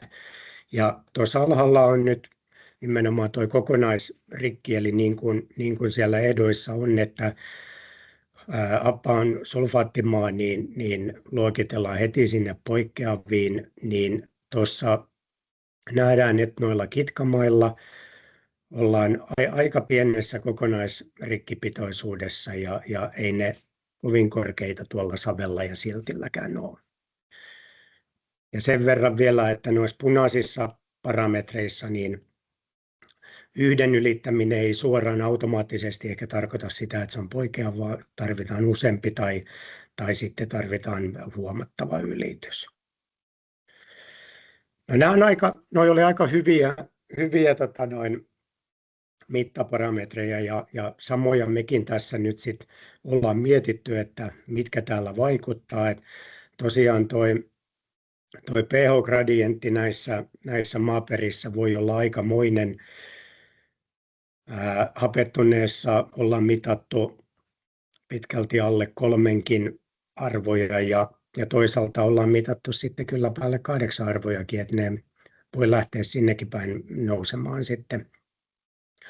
Kokonaisrikki tuli tuossa jo, sen lisäksi parempi on, jos niin kuin Peter sanoi, niin pystytään sulfaattia ja sulfidia erittelemään. Kloori mitataan nyt myös, muuta maaperän suolapitoisuutta. Mikrobiologia on meillä tässä nyt mukana. Kaikista näytteistä tehdään myös mikrobiologiset määritykset. Maaperän raekoko on todella tärkeä parametri tässä. Ja niiden lisäksi on tietenkin muun muassa vesipitoisuutta ja liuennetta happea. Eli varsinkin toi sulfaattia pelkistävä bakteeri on tässä meilläkin isossa osassa. No nämä oikeat laboratoriossa tapahtuvat korroosiotestit meidän projektissa, niin me valittiin ensinnäkin rautatanko materiaaliksi. Toivottiin hiukan nopeampaa korroosiota. Projekti ei ole niin pitkä. Me valittiin Oulun seudulta 4 maalajia, eli hienorakenne ja karkea hasumaa ja hienorakenne ja karkea ei-hasumaa. Nämä maanäytteet on sullottu tuollaisiin koeputkiin. Sinne on asetettu toi rautatanko keskelle ja niitä on altistettu sitten huoneenlämmössä 26-12 ja tulevat on vielä sitten 18 kuukautta. Ja altistuksen jälkeen niin me otetaan rautatanko sieltä ulos ja lähdetään analysoimaan sitä tällä epäorgaanisella. Eli me kuvataan sitä ja mitataan sitä itse tankoa, eli sen degradoitumista tai poistumaa. Sen jälkeen tämä koeputki menee geologeille, jotka katsoo sieltä geokemialliset ominaisuudet. Yksi tällainen koskematon testiputki menee Novialle ja GTKlle, jossa he katsoo mikrobiologiset määritykset. Ja jokaisesta sarjasta on vielä GTK saanut koskemattoman näytteen 3D-tomografia kuvantamiseen. Eli ne kuvataan siellä nämä näytteet samoissa aikapisteissä kuin mitä me tutkitaan tätä tikkua täällä laboratoriossa. Ja näiden neljän maalajin lisäksi niin meillä on sitten vielä tässä sivussa niin 10 muuta maaperänäytettäkin testattu samoin tavoin, niin saadaan vähän enemmän siihen laajuutta tähän tutkimukseen. Nämä neljä Oulun maanäytettä niin inkuboitiin sitten kanssa, että varmistettiin, että ne oikeasti on hasumaita ja tuossa toi punaisella näkyy, että päästiin sinne 3 tuntumaan, eli ne selkeästi on hasumaita. Sekä hieno, että toi B on karkearakeinen. Kokonaisrikki niissä myös nousi yli oli yli sen Väyläviraston ohjeen ja tuossa hienorakeisessa niin kloridiarvo myös oli yli raja-arvon, eli noi A ja B on selkeästi määritetty hasumaaksi.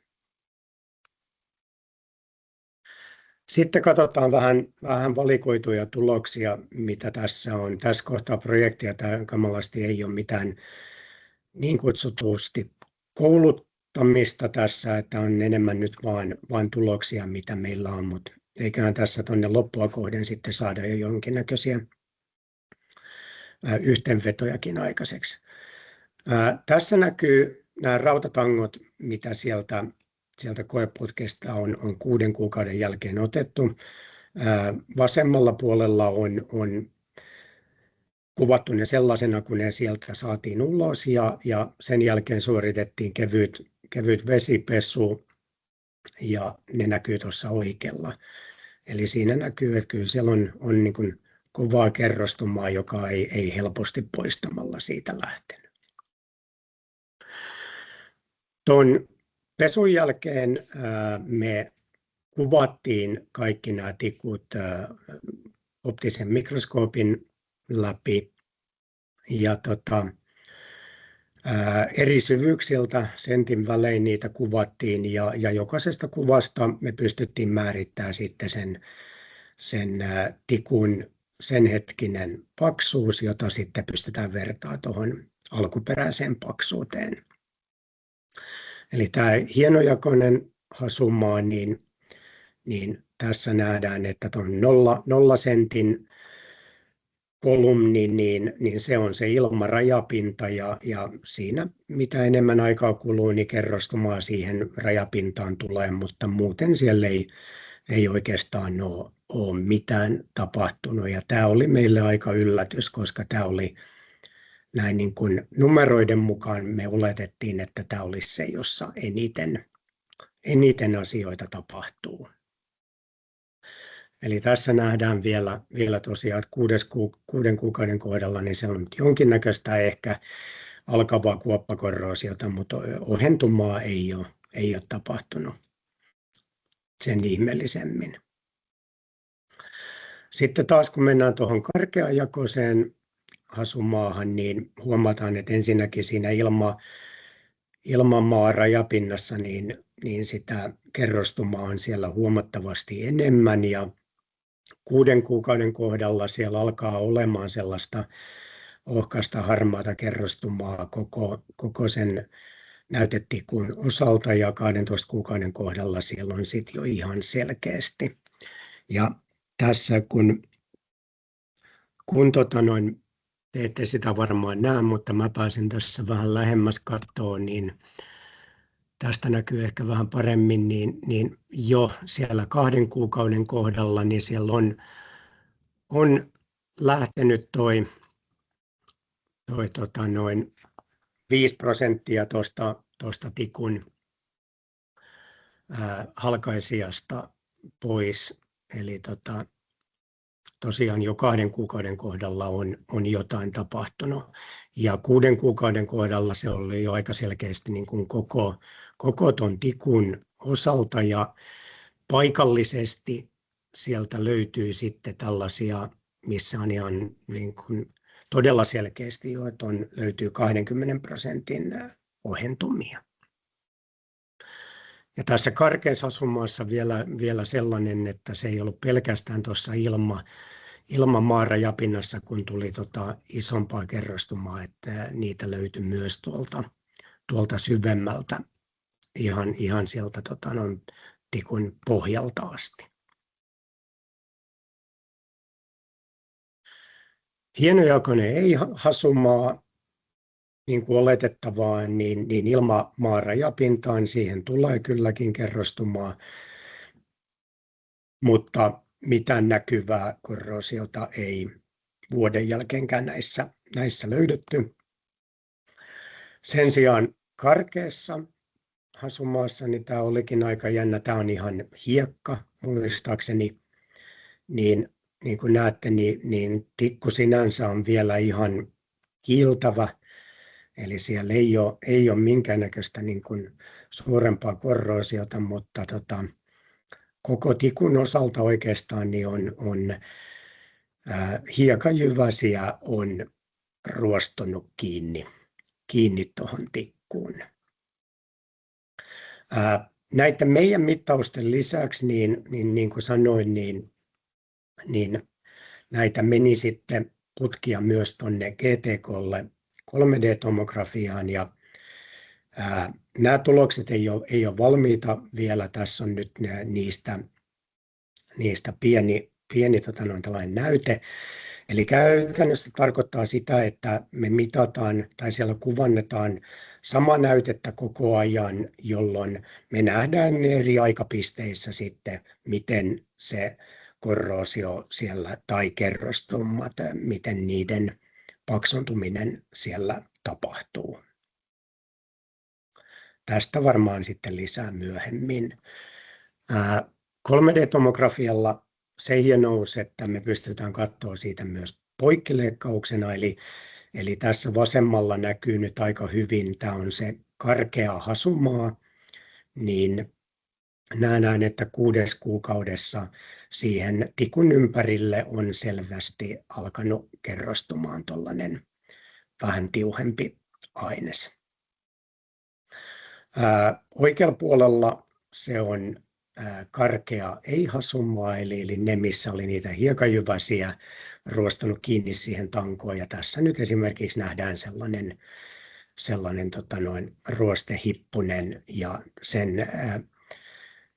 nähdään, että sen jyvän alla on vielä materiaalia, eli rautaa on poistunut siitä tikusta. No, näiden tikkuanalyysien jälkeen tosiaan nämä putket menee tuonne geologeille. He sahaa nämä putket sentin viipaleiksi ja mittaa jokaisesta viipaleesta sitten pH ja sähköjohtavuuden, sulfaatin, kloridin ja sitten vielä liuenneet metallit. Eli tästä saadaan syvyysprofiili noiden parametrien mukaan, ja näitä sitten on tarkoitus yhdistellä noihin meidän syvyysprofiileihin tuon ohentuman osalta.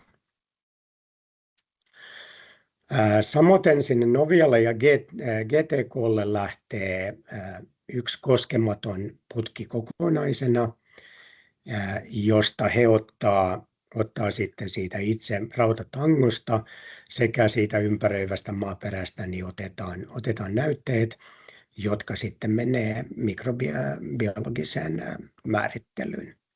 Ja näitä tuloksia ei ole sen enempää kanssa vielä valmiina. Laboratorion lisäksi meillä oli sitten 4 koekenttää tuolla Oulun seudulla, mistä kuvia tuolla jo vähän näkyykin. Eli jokaisella näillä koekentällä on 9 eri näytettä. Siellä on maahan lykätty 2 betonitankoa, 6 rautatankoa ja sitten vielä lisättiin 1 kuumasinkitty tanko. Ja näitä tankoja on sieltä nyt parin otteeseen nostettu ylös, eli 6 kuukauden jälkeen ja vuoden jälkeen. Ja siellä oli osassa tangoissa sitten oli selkeää syöpymää ihan silmällä nähtävästi. Ja laboratoriossa me ollaan mittailtu ja mittaillaan niitä tässä vähän tarkemmin. Ja näistä on myös tehty mikrobiologiset määritykset. Eli yhteenvetona tällainen laboratoriomenetelmä korroosion tutkimukseen on kehitetty ja mun mielestä se toimii suhteellisen hyvin. Me pystytään noiden rautatankojen ohentuminen tai degradoituminen, pystytään mittaamaan se aika toistettavasti ja sen lisäksi ollaan valtava määrä mitattu sitten tietenkin näitä geokemiallisia ominaisuuksia sekä mikrobiologisia, mutta niitä ei ole vielä laitettu yhteen, eli sen enemmän korroosiomekanismit tai johtopäätökset noista eri maaperien vaikutuksesta korroosioon, niin ne tulee sitten myöhemmässä vaiheessa, mutta ehkä nyt tässä kohtaa uskaltaa sen sanoa, että ainakin meidän testien mukaan nyt niin se oletettu hienojako, mikä me luultiin, että olisi ollut kaikista korrosoivin se hienojakoinen niin sanotusti vahvin hasu, niin se ei tässä nyt osoittautunut todellakaan kyllä korroosialttiiksi, että tuolla rakeisuudella on tässä kyllä tuohon nopeuteen ja aggressiivisuuteen ja valtava merkitys ollut. Ja mitä korroosion osalta seuraavaksi tapahtuu, niin tosiaan mitataan ne loput aikapisteet. Sieltä tulee vielä 18 kuukautta ja mä luulen, että nämä on niin mielenkiintoisia, että meillä on lisänäytteitä, että osaa jatketaan sitten vielä kauemminkin. Geokemialliset ominaisuudet, mikrobiologia ja nämä meidän tankomittaukset, ne tulokset lyödään tässä pikkuhiljaa yhteen kaikki, käsitellään loppuun ja lyödään ne yhteen ja yritetään löytää sieltä jotain hyviä johtopäätöksiä. Ja sen lisäksi tällä hetkellä itse asiassa on menossa SEM-analyysejä noista tangoista ja varsinkin noista kerrostumista. Ja ne menee sitten XRD-analyyseihin myös kohtapuoliin. Ja sitten kun nämä kaikki tulokset on labran osalta saatu lyöty yhteen, niin sitten lopuksi on tietenkin tarkoitus verrata näitä sitten vielä noihin kenttätestien tuloksiin. Kiitos, se oli mun osuus. Kiitos Jan. Mä tässä kohtaa siirtyisin suoraan seuraavaan esitykseen. Mun mielestä tuolla ei ole nyt itse asiassa tuli tuonne kysymys tuonne chattikenttään. Käytkö Jan siellä chatissa lukemassa ja vastaamassa tuohon kysymykseen? Mä voin käydä. Mennään ohjelmassa eteenpäin, eli meillä olisi seuraavaksi Thomas Kronberg Åbo Akademilta happamien sulfaattimaiden hallinta stabiloimalla ja neutraloimalla.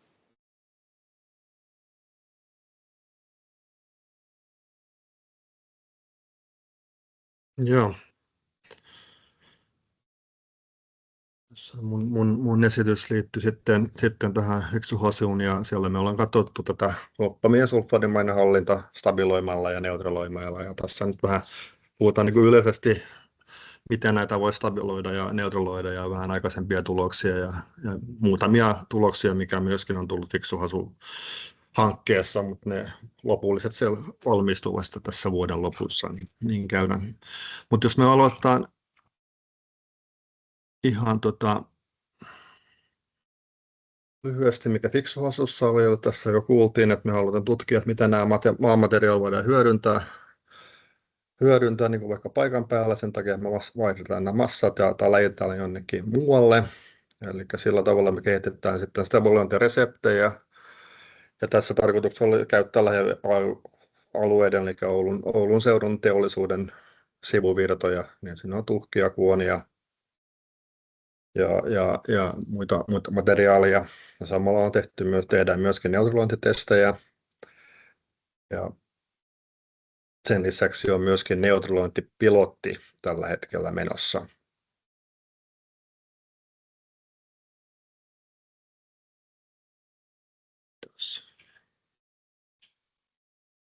Hidasta, nyt ollaan jo vähän peruste siitä, mitä tapahtuu, eli kun sulfidisavi tulee kosketuksen ilman kanssa, niin se alkaa hapettua, ja se mikä siellä tapahtuu, että siellä syntyy rikkihappoa. Ja tämä rikkihappo sitten alentaa pH sinne 3 saakka, tai alle 4-3 saakka. Ja useimmat nämä maaperässä olevat metallit, niin lähtee sitten liukenemaan matalassa pH:ssa ja ulkoavat sitten ympäristön ja voi olla haitallisia ympäristölle. Ja yleensä tätä voidaan sitten, jos näitä on kaivettu ylös tai on nostettu ilmalle, niin ne voidaan ehkäistä stabiloimalla tai sitten neutraloimalla. Muutenkin näissä yleensä on haasteita, koska yleensä niissä on myöskin Suomessa korkea vesipitoisuus ja välillä myöskin suuri orgaaninen aineksen määrä, mikä vaikeuttaa sen uudelleen käyttöön. Vähän sama niin kuin huona, eli kun pH laskee alle 4, niin sieltä lähtee nämä pahimmat, eli kadmiumi, koboltti, sinkki, nikkeli, mangaani, myöskin alumiini lähtee siitä menemään. Ja jos me neutraloidaan tämä massa, niin sen idea on sitten, nyt lähtee itsestään menemään. pH pysyy neutraalina, eli silloin niin nämä metallit, mikä liukenee matalassa pH:ssa, niin ei lähde liukenemaan pois sieltä. Toinen on se, että me stabiloidaan, eli tehdään se ihan niin kuin kovemmaksi, niin silloin tietenkin myöskin pH yleensä on korkea, koetaan pysyä korkeana, mutta miksi se lähtee itsestä? Samalla niin myös tämä stabilointi tekee niin, että nämä metallit on aika kova kiinni siinä matriissa, että siinä jopa liukuisuudet on pienemmät kuin ei-stabiloidusta massa. Neutraloinnissa, niin sanottiin, tavoitteena on pitää maan pH-arvo korkeana tai nostaa se, jos se on jo päässyt alenemaan, ja sillä tavalla se estää näiden rikkipitoisten mineraalien hapettumista. Yleensä ja normaalisti sitä on käytetty kalkkia, enimmäkseen sitten kalsiumkarbonaattia, ja se on perinteinen ja yhä tehokas tapa. Kalkki sitten reagoi hapon kanssa ja neutraloi. Sitten jos halutaan käyttää kiertotalousmateriaalia, niin eri teollisuuden sivuvirtoja on testattu, on tuhkia, enemmän ehkä sitten ollut nämä puu- tai biotuotteiden tuhkat, koska siinä on enemmän kalkkia ja yleensä myöskin vähemmän niitä haitallisia metalleja, niin ne sopeutuu suht hyvin tähän neutralointiin. Kuonat käy hyvin, ne on hyvä neutralointikyky, mutta yleensä siinä on sitten näitä haitta-aineita, mikä voi olla vaikeaa, kun pitäisi saada ympäristölupa ja lupaa niiden käyttöön. Meesa, yksi tuommoinen sivuvirta, mikä tulee papellisuudessa, vähän niin kuin karbonaattityyppinen. Tämäkin toimii aika hyvin. Ja myöskin muita sivuvirtoja on kokeiltu uunipölyä, mikä tulee niin kuin kalkin poltosta ja betonimursketta on myöskin meillä tämä tutkittu aika paljon ja toimii ihan hyvin. Ongelma on tietenkin, kun halutaan käyttää näitä kiertotalousmateriaalia, on se, että jos se ei ole tuotteistettu, niin tarvitaan ympäristölupa ja sitten on nämä eri asetuksia ja lakeja, että neutraloinnissa meillä on ollut vähän hankala mikä se oikea asetusta laki on. Yleensä sitten lannoitelaki on ollut käytössä, kun taas stabiloinnissa se on enemmän selkeämpi, että käytetään MARA-asetusta siinä. Tämä on niin semmoinen aina ongelma, kun halutaan käyttää näitä sivuvirtoja, että nämä lait pitää niin kuin pykälät pitää saada kuntoon ensiksi.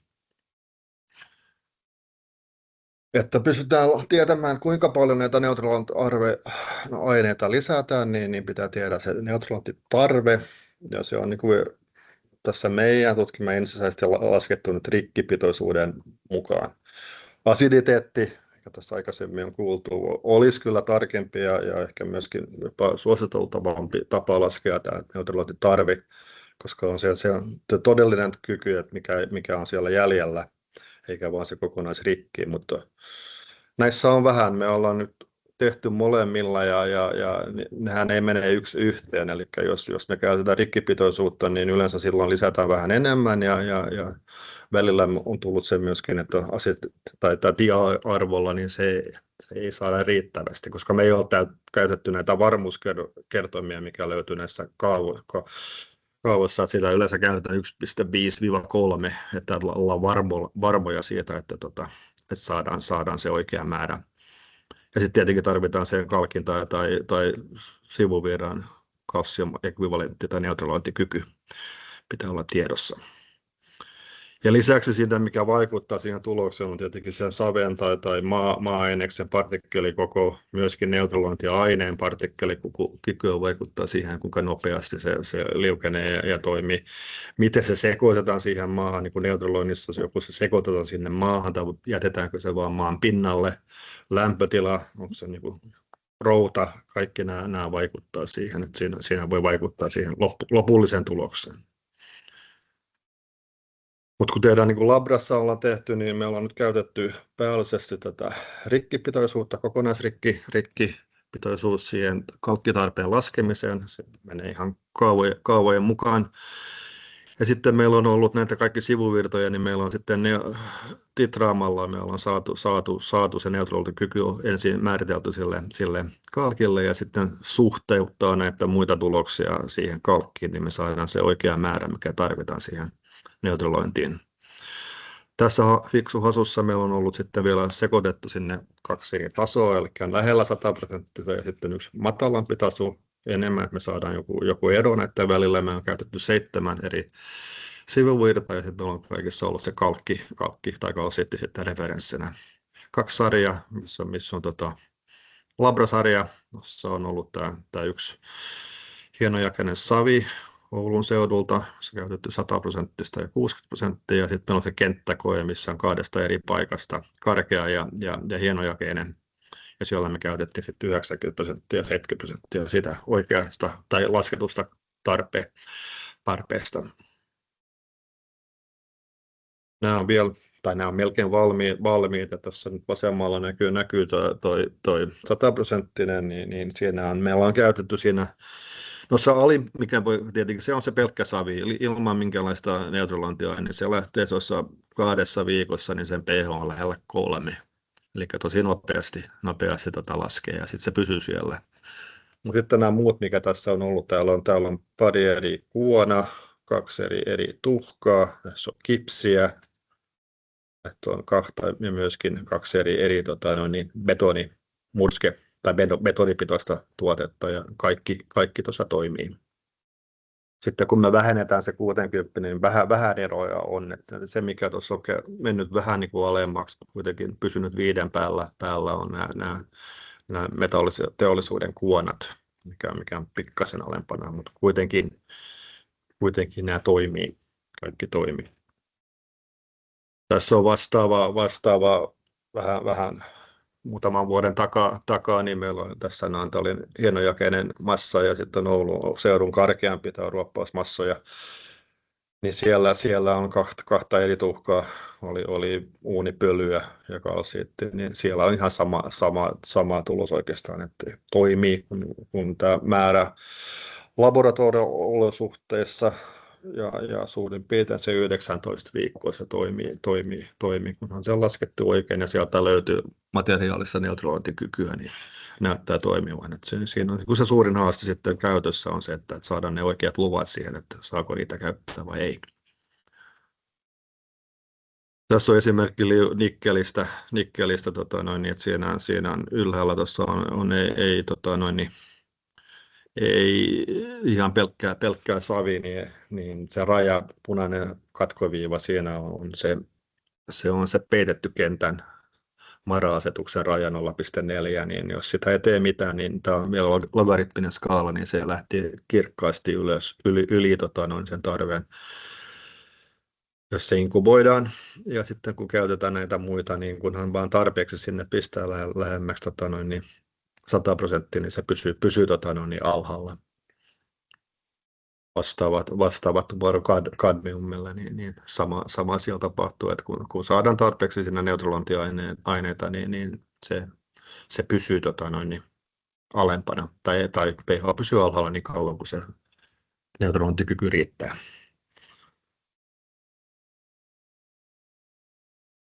Tämän lisäksi meillä on sitten tuossa fiksuosassa kaksi neutralointipilotikokeet menossa Oulussa kiertokaaren alueella, ja siellä meillä oli kaksi eri sulfaattimaamateriaalia, hienojakeinen ja karkearakeinen. Ja siellä me käytettiin sitten vähän vähemmän materiaalia, meillä oli yksi tuhka, yksi kuoda, yksi kipsi, betonimurske ja sitten kalsiitti referenssinä ja kaksi eri annostusta.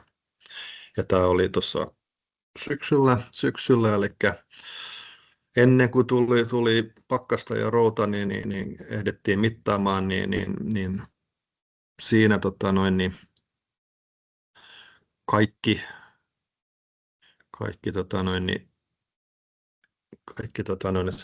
sekä se karkea että se hieno, niin pH on pysynyt ylhäällä, jopa niin, että siinä puhutaan nyt mikä oli se oikeapuolinen nyt sen nenän perään, niin se oli hieno rakenne, niin siellä edes pH ei lähtenyt vielä laskuun kunnolla näiden ensimmäisten kuukausien aikana.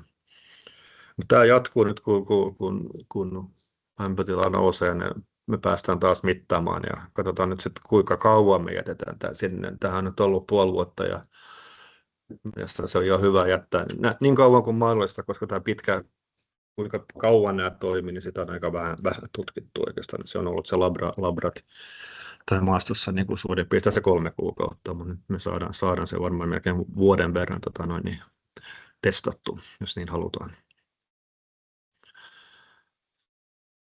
Sitten yleisesti, jos mennään stabilointiin, niin Suomessa on 2 yleensä tapaa, eli se mikä ylivoimassa tällä hetkellä on tavallisen on tapilaarin stabilointi, eli yleensä kun meillä on monta kymmeniä metriä paksu savipatja, niin sinne pitäisi saada syvällä näitä sideaineita, niin tehdään niin, että tehdään tämmöisiä pilareita tietyn välein vähän siihen maahan, ja millä sillä sitten työnnetään se stabilointiaine siihen maahan. Massastabilointia tehdään myös ehkä jopa vähemmän. Mä olen jossain näin, että viime vuonnakin nämä suhteet oli vielä suurempi niin kuin pilaripuolella ja melkein 90 ja 10% sitä massastabilointia. Enemmän sitten näitä ruoppausmassoja, mikä nyt otetaan maahan ja siinä yleensä käytetään sitten massastabilointia, tai sitten jos on vähän ohuempia 5 metrin syvyyteen, niin se sopii siihen paremmin. Mutta niin kuin ero samalla tavalla nämä toimii. Ehkä ainoa siinä, että pilaristabiloinnissa on ollut se, että siinä pitää olla vähän hienojakeisempaa materiaalia, että se pääsee laitteiston läpi. Massastabiloinnissa voi käyttää vähän karkeampaa materiaalia. Ja puhutaan stabilointiaineista, niin perinteisesti ollaan käytetty sementtiä tai sementtikalkkiseoksia stabiloinnissa. Mutta tänä päivänä löytyy nyt myöskin kaupallisia valmiita seoksia, missä sitten osa sementistä on korvattu sivuvirralla. Nordkalkilla on eri tuotteita, millä matalampi hiilijalanjälki. Ja myöskin löytyy tällä hetkellä yksi kokonaan sementtivapaa seos, eli tämä Eco-Intelligent Oy, mikä täällä Turussa Lauttarantaa nyt ollaan stabiloimassa sillä millä on erittäin matala hiilijalanjälki. Muita, mikä sinne lisätään, on yleensä tuhkia. Lentotuhka on ollut se tavallisen aika paljon sillä, että saadaan nämä löysät massat, niin voidaan lisätä vähän enemmän, että saadaan se vähän kiinteämmäksi. Ja samalla sitten voidaan vähentää sementin osuus siinä, kun saadaan se vesi-sementtisuhde pienemmäksi. pohjatuhkia voi myöskin käyttää, mutta vaikka siinä on sitten enemmän niitä haitta-aineita valmiissa materiaalissa, mutta nekin toimii. Masunakuona on kaikissa tavallisen, mikä jos halutaan korvata sementtiä, niin se toimii erittäin hyvin ja se on myöskin tuotteistettu, niin se voidaan suoraan käyttää. Ja sitten on nämä kalkkipitoiset sivuvirrat, uunipöly, kipsi ja niin edelleen. Ja näiden sekoituksia yleensä sitten ei käytetä yhtä, vaan niitä sekoitetaan, että saadaan se paras mahdollinen hyöty ja tulos aikaiseksi. Ja yleensä kaikissa näissä stabiloinnissa niin se on se MARA-asetus ja haitallisten aineiden liukoisuus, mikä määrittelee se, että onko se kuinka paljon niitä stabilointiaineita pitää pistää siihen. Ja myöskin tietenkin se lujuus, mitä on vaadittu lujuus siitä mitä enemmän pistetään, se kovemmaksi maa menee. Ja varsinkin sit, jos täytyy kaivaa sitä, niin ei sen ihan kiviksi voi tehdä, vaan se jätetään aika vähän niin kuin löysemmäksi. Jos mennään labraan, niin tehdään yleensä niin, että otetaan se savi ja sideaine ja sekoitetaan leipäsekoittimessa.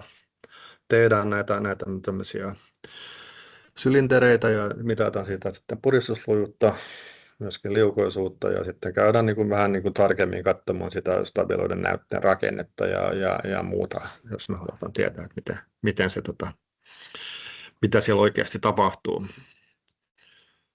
Tässä on se, mikä ehkä Petä kerran näytti, eli tämä oli silloin, kun me Turun seudun savesta, eli tässä on 2 eri sulfidisavia ja tavallinen savi, niin sanottu tavallinen savi. Siinä on saman verran käytetty samaa sideainetta eri testeissä. Niin jos tuo on kilopaskalli, niin se oli noin, se taisi lähteä menemään 200 kilopaskallia oli sulfidisavessa ja tuo 93 kuukauden jälkeen, kun toinen lähti sinne 400-600. Ja oikeastaan niin paljon muuta me yritetään etsiä kaikkien syytä siihen, että ainoa oikeastaan se, että kun on sulfidisavi, niin osa siitä sementti- tai sideaineesta joutuu neutraloimaan sen massan ja sillä tavalla sen käyttö itse stabilointiin vähenee. Että se on se, kun katsottiin kaikkia muita parametreja, niin oikeastaan mitään muuta ei löydetty hyväksi selitykseksi. Se on todennäköisesti näin, se onkin. Tässä oli lyhyesti esimerkki, että jos käyttää sementtiä 100% ja sitten jos käyttää 1/3 sementtiä ja 2/3 kuonaa, sitä ihan masuunikuonajauhe, niin 3 kuukauden jälkeen lujuus on suht samalla tasolla. Alussa on suuri ero. Ja tämä on nyt jo ilman, minkä tänä päivänä siinä pystytään käyttämään jos aktivaattoreita tai muita lisäaineita, että saadaan se alkulujuus vähän niin kuin paremmaksi. Ja tämä on koko ajan kehityksen alla. Tuossa näkyy selvästi, tämä on ihan meidän oma labrassa tehty stabilointitesti. Ja tuo vasta sitä 1/3 sementtiä, mikä nyt on markkinoilla suurin piirtein 1/3 on sementtiä ja loput on sitten kuona ja kalkkia. Tässä on ihan vaan sembalokuva parista omista näytteistä. Vasemmalla on sementillä stabiloitu ja oikealla on se, missä on sementtiä ja kuona. Ne levyt, mikä näkyy, on savipartikkeli, savilevyjä ja sitten kaikki nämä tikut ja muut, mikä sieltä tulee, niin se on ne hydraattituotteet, mikä tulee nyt stabiloinnissa, mikä sitten liimaa näitä kappaleita yhteen ja sillä tavalla tekee lujuttaa siihen. Ja samalla myöskin stabiloidussa, niin sitten se on tiivis matriisi, että siellä ei myöskään metalleja pääse pois liukenemaan.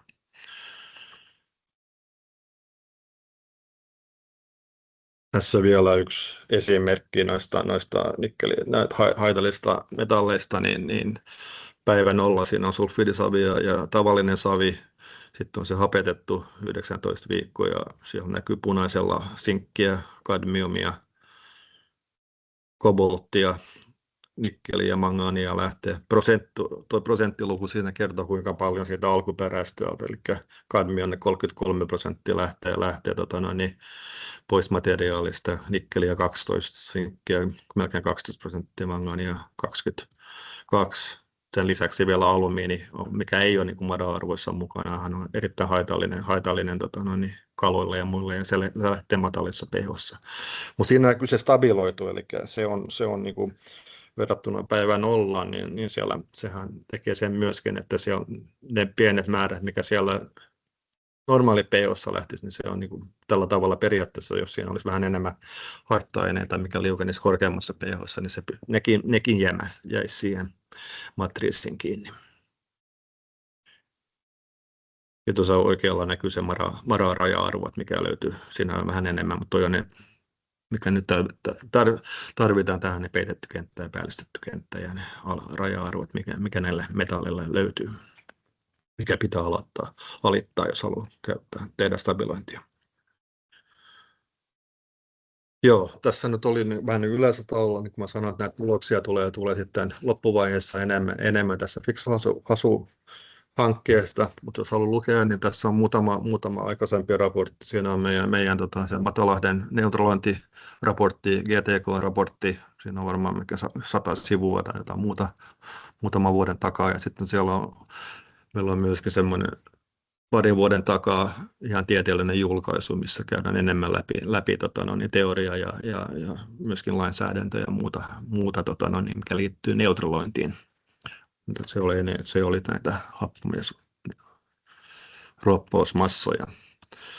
Ja stabilointikin löytyy, siellä on uusi tämän vuoden alussa julkaistu tämä European Journal Soil Science, eli siellä on stabilointi ja siellä käydään läpi just nämä erot hasun ja tavallisen hasun välillä ja muita tuloksia niin tätä struktuurista ja rakennesta. Sitten on myöskin vähän muita Cirqual-hankkeesta, myöskin on semmoinen 100 sivun GTK-raportti, missä oli tämä ruoppausmassojen stabiloinnin kenttäkoe. Ja sitten meillä on vielä Syken kanssa, kun tehtiin siihen, niin siellä on myöskin laskettu siihen ruoppausmassan stabilointiin, niin laskettiin tätä hiilijalanjälkiä ja verrattiin niin sementillä ja sitten näihin eri resepteihin, mikä me siihen aikaan kehitettiin. Että jos haluaa lukea enemmän niin kuin tästä sekä niin kuin tieteellistä että yleisellä tasolla. Joo, kiitoksia. Kiitos Tuomas. Tuolla on tällä välin käyty chatissa keskustelua biohiilen käytöstä neutraloinnissa. Haluaisitko ottaa kantaa asiaan, eli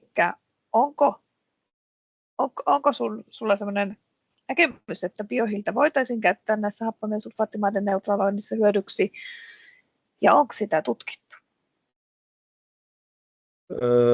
Mehän tehtiin silloin, oliko se siihen Cirqualin neutralointiin, me ajateltiin, että me pistettiin biohiiltä ja ajateltiin, että se biohiili nappaisi ne metallit, mutta ei napannut.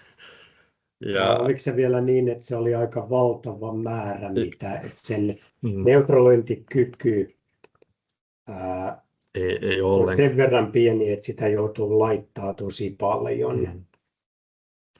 Joo, eli se oli vain yhden biohiilen kanssa. Se oli se yksi biohiili, mikä me silloin testattiin. Ideana oli se, että se ottaisi ne metallit. Voi olla, koska se oli aika niin kuin vain yksi koe. Sitten me ollaan kyllä sementtiin tai betoniin kokeiltu. Ja siinähän tietenkin lujuus joutui pistämään aika paljon. Oliko se nyt sitten 30%, jos haluat hiilijalanjälki olisi nollassa, niin, mutta sehän on tämmöinen kevyt betoni ja lujuus tippuu aika reilusti. Mutta se on nyt tämmöisiä vähän, niitähän tehdään muualla, tai ainakin tällä hetkellä varmaan tehdään paljon enemmän. Tämä oli semmoisia muutamia, mikä me ollaan tehty täällä, ja varmaan niitä voisi jatkaakin jossain vaiheessa. Jaakko, vielä oliko se muuten aikaisemmin, mä en kokea, että oliko se aktiivihiiltä vai biohiiltä, onko mä en oikein, mutta niillä lienee jonkunlainen ero kuitenkin. Se oli biohiili. Se oli biohiili, okei. Joo, ja se oli vaan semmoinen, mikä me käytiin hakemassa kaupasta ja jauhettiin siihen omaksi. Kyllä, ja se ei toiminut. Se ei toiminut. Ei, mutta se oli kylläkin tällainen niin sanottu maanparannusbiohiili.